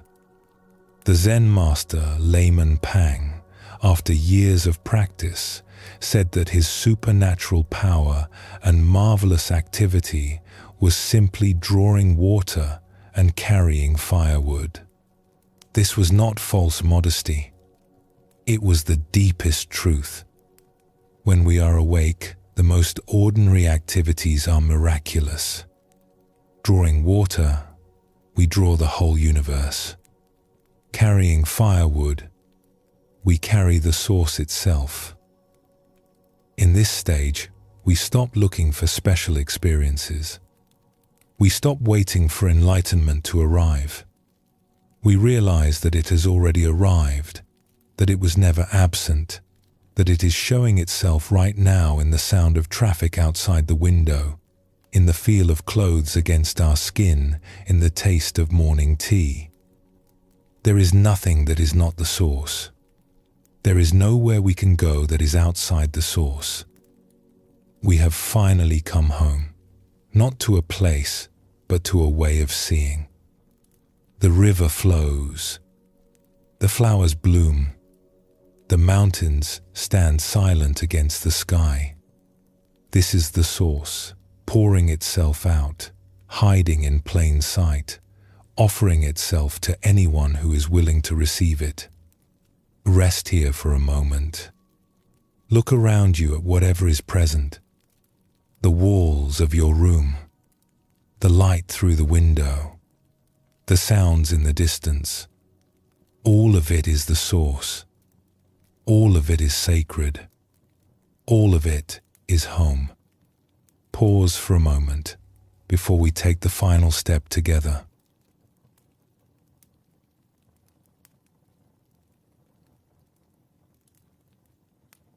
The 10th and final stage of awakening is called return to society.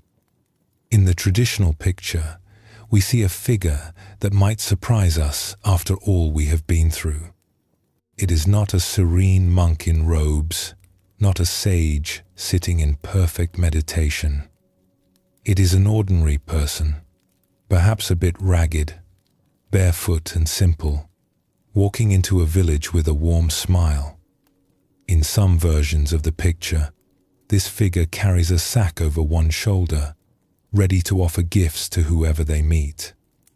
They are entering the marketplace, mingling with the people of the world. This is how the path of awakening ends. Not in retreat from the world, but in full engagement with it. Not in transcendence above ordinary life, but in complete immersion within it. The seeker who began the journey lost and confused has become someone utterly simple, utterly present, utterly available to whatever life brings. The Buddha himself modeled this return. After his enlightenment under the Bodhi tree, he did not remain in solitary bliss. He got up, walked back into the world, and spent the remaining 45 years of his life teaching, helping, and being with people from all walks of life. Kings and beggars, scholars and farmers, saints and sinners. He met them all with the same open presence. He did not hold himself above anyone. He did not claim special status.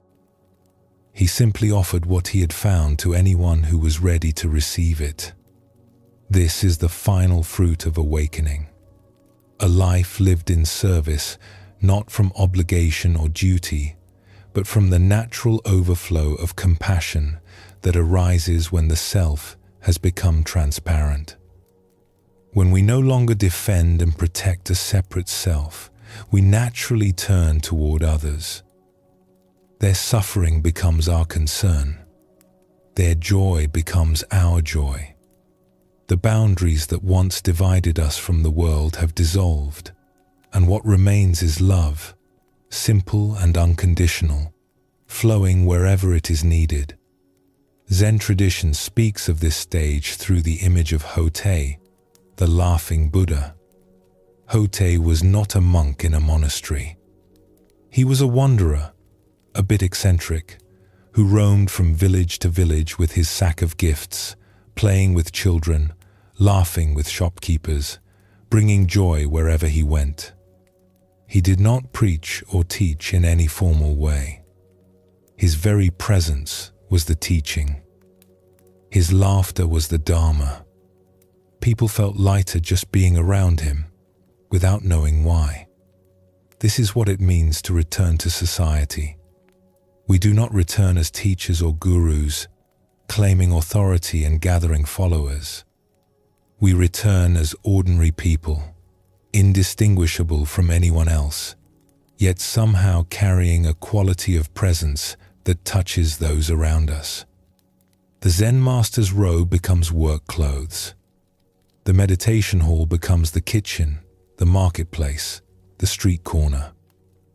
Every encounter becomes an opportunity to offer the gift of attention, of kindness, of being fully present. The Buddha said that an awakened person moves through the world like a lotus flower, which grows in muddy water but remains unstained. This does not mean avoiding the mud. It means being fully in the mud, fully engaged with the messiness and difficulty of human life, yet not being caught by it. We can be with suffering without being overwhelmed. We can face conflict without losing our peace. We can encounter hatred and respond with compassion, not because we are trying to be spiritual, but because compassion has become our natural response. There is a teaching in Zen about the difference between a person on the path and a person who has completed it. The person on the path is still working on themselves, still trying to improve, still efforting towards some goal. The person who has completed the path has nothing left to work on. They are simply themselves, fully and completely, without pretense or agenda. They have become, as the Buddha said, like little children. This comparison to children appears in many wisdom traditions. Children are simple. They do not calculate or strategize. They respond to each moment freshly, without the burden of past and future. They laugh easily and cry easily and move on easily. They are not trying to be anything other than what they are. This simplicity, this naturalness, this freedom from self-consciousness is what we return to in the 10th stage. Not a childishness that avoids responsibility, but a childlikeness that meets life with wonder and openness. Years passed. Ren's mother grew older, and eventually, peacefully, she died. He buried her beside his father in in the small cemetery at the edge of the village where generations of his family rested. He stood by the grave and felt the sorrow move through him like weather, like clouds passing across the sky. He did not resist it. He did not cling to it. He simply let it be what it was, and in time, it softened into something gentler, something that felt more like gratitude than grief. He continued to work the farm, though he needed less now that he was alone. He grew vegetables and shared them with neighbors. He kept the irrigation channels clear so that water flowed to everyone's fields. He mended fences, not just his own, but anyone's that needed mending. He became known in the village as someone you could count on, someone who would show up when help was needed, someone who seemed to have all the time in the world. Children loved him.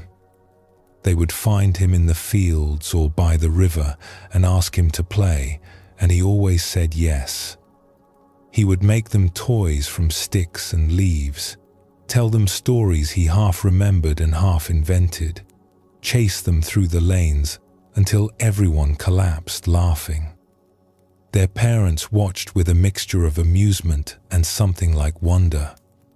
There was something about Ren that they could not quite name. A lightness, a presence, a way of being fully there that made everyone around him feel more fully there too.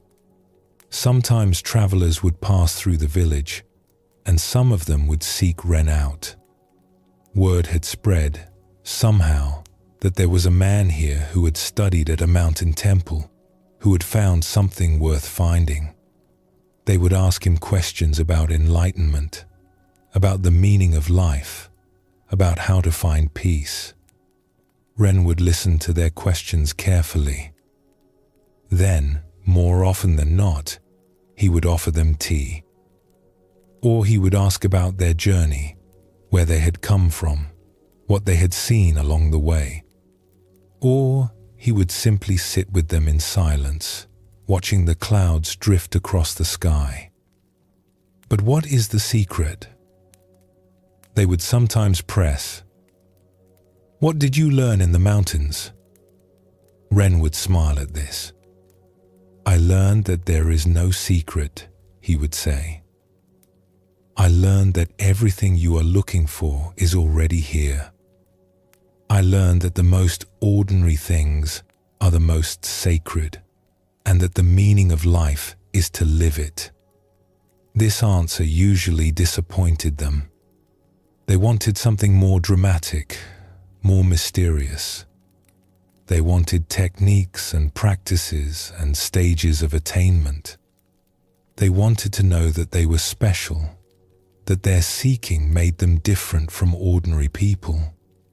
They wanted the secret handshake that would admit them into the club of the enlightened.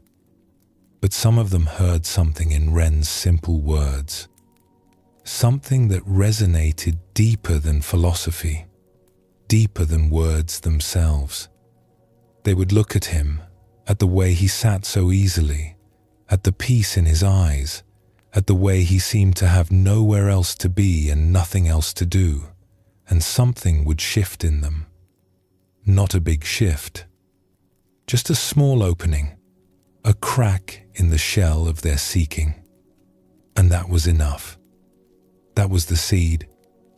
That was the gift Ren had to offer, the same gift Master Soen had offered him, the same gift the old woman by the stream had offered him, the same gift that has been passed down through countless generations of ordinary people who found the extraordinary hiding in the ordinary. One evening, a young man came to see him. The young man reminded Ren of himself, long ago. The same restlessness in his eyes, the same hunger for something he could not name. "I want to find what you found," the young man said. "Will you teach me?" Ren looked at him for a long moment. He remembered Master Soen, the day he had arrived at the temple gate, lost and grieving. He remembered the old woman by the stream who had pointed him toward the mountains.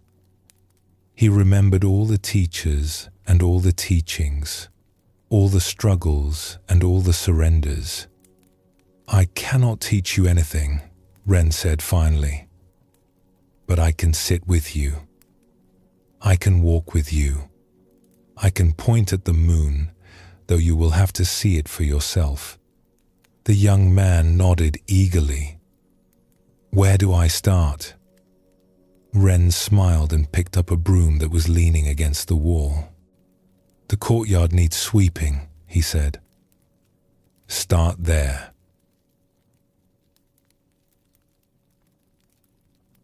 The 10th stage has no ending because it is not a stage at all. It is simply life, lived fully, offered freely.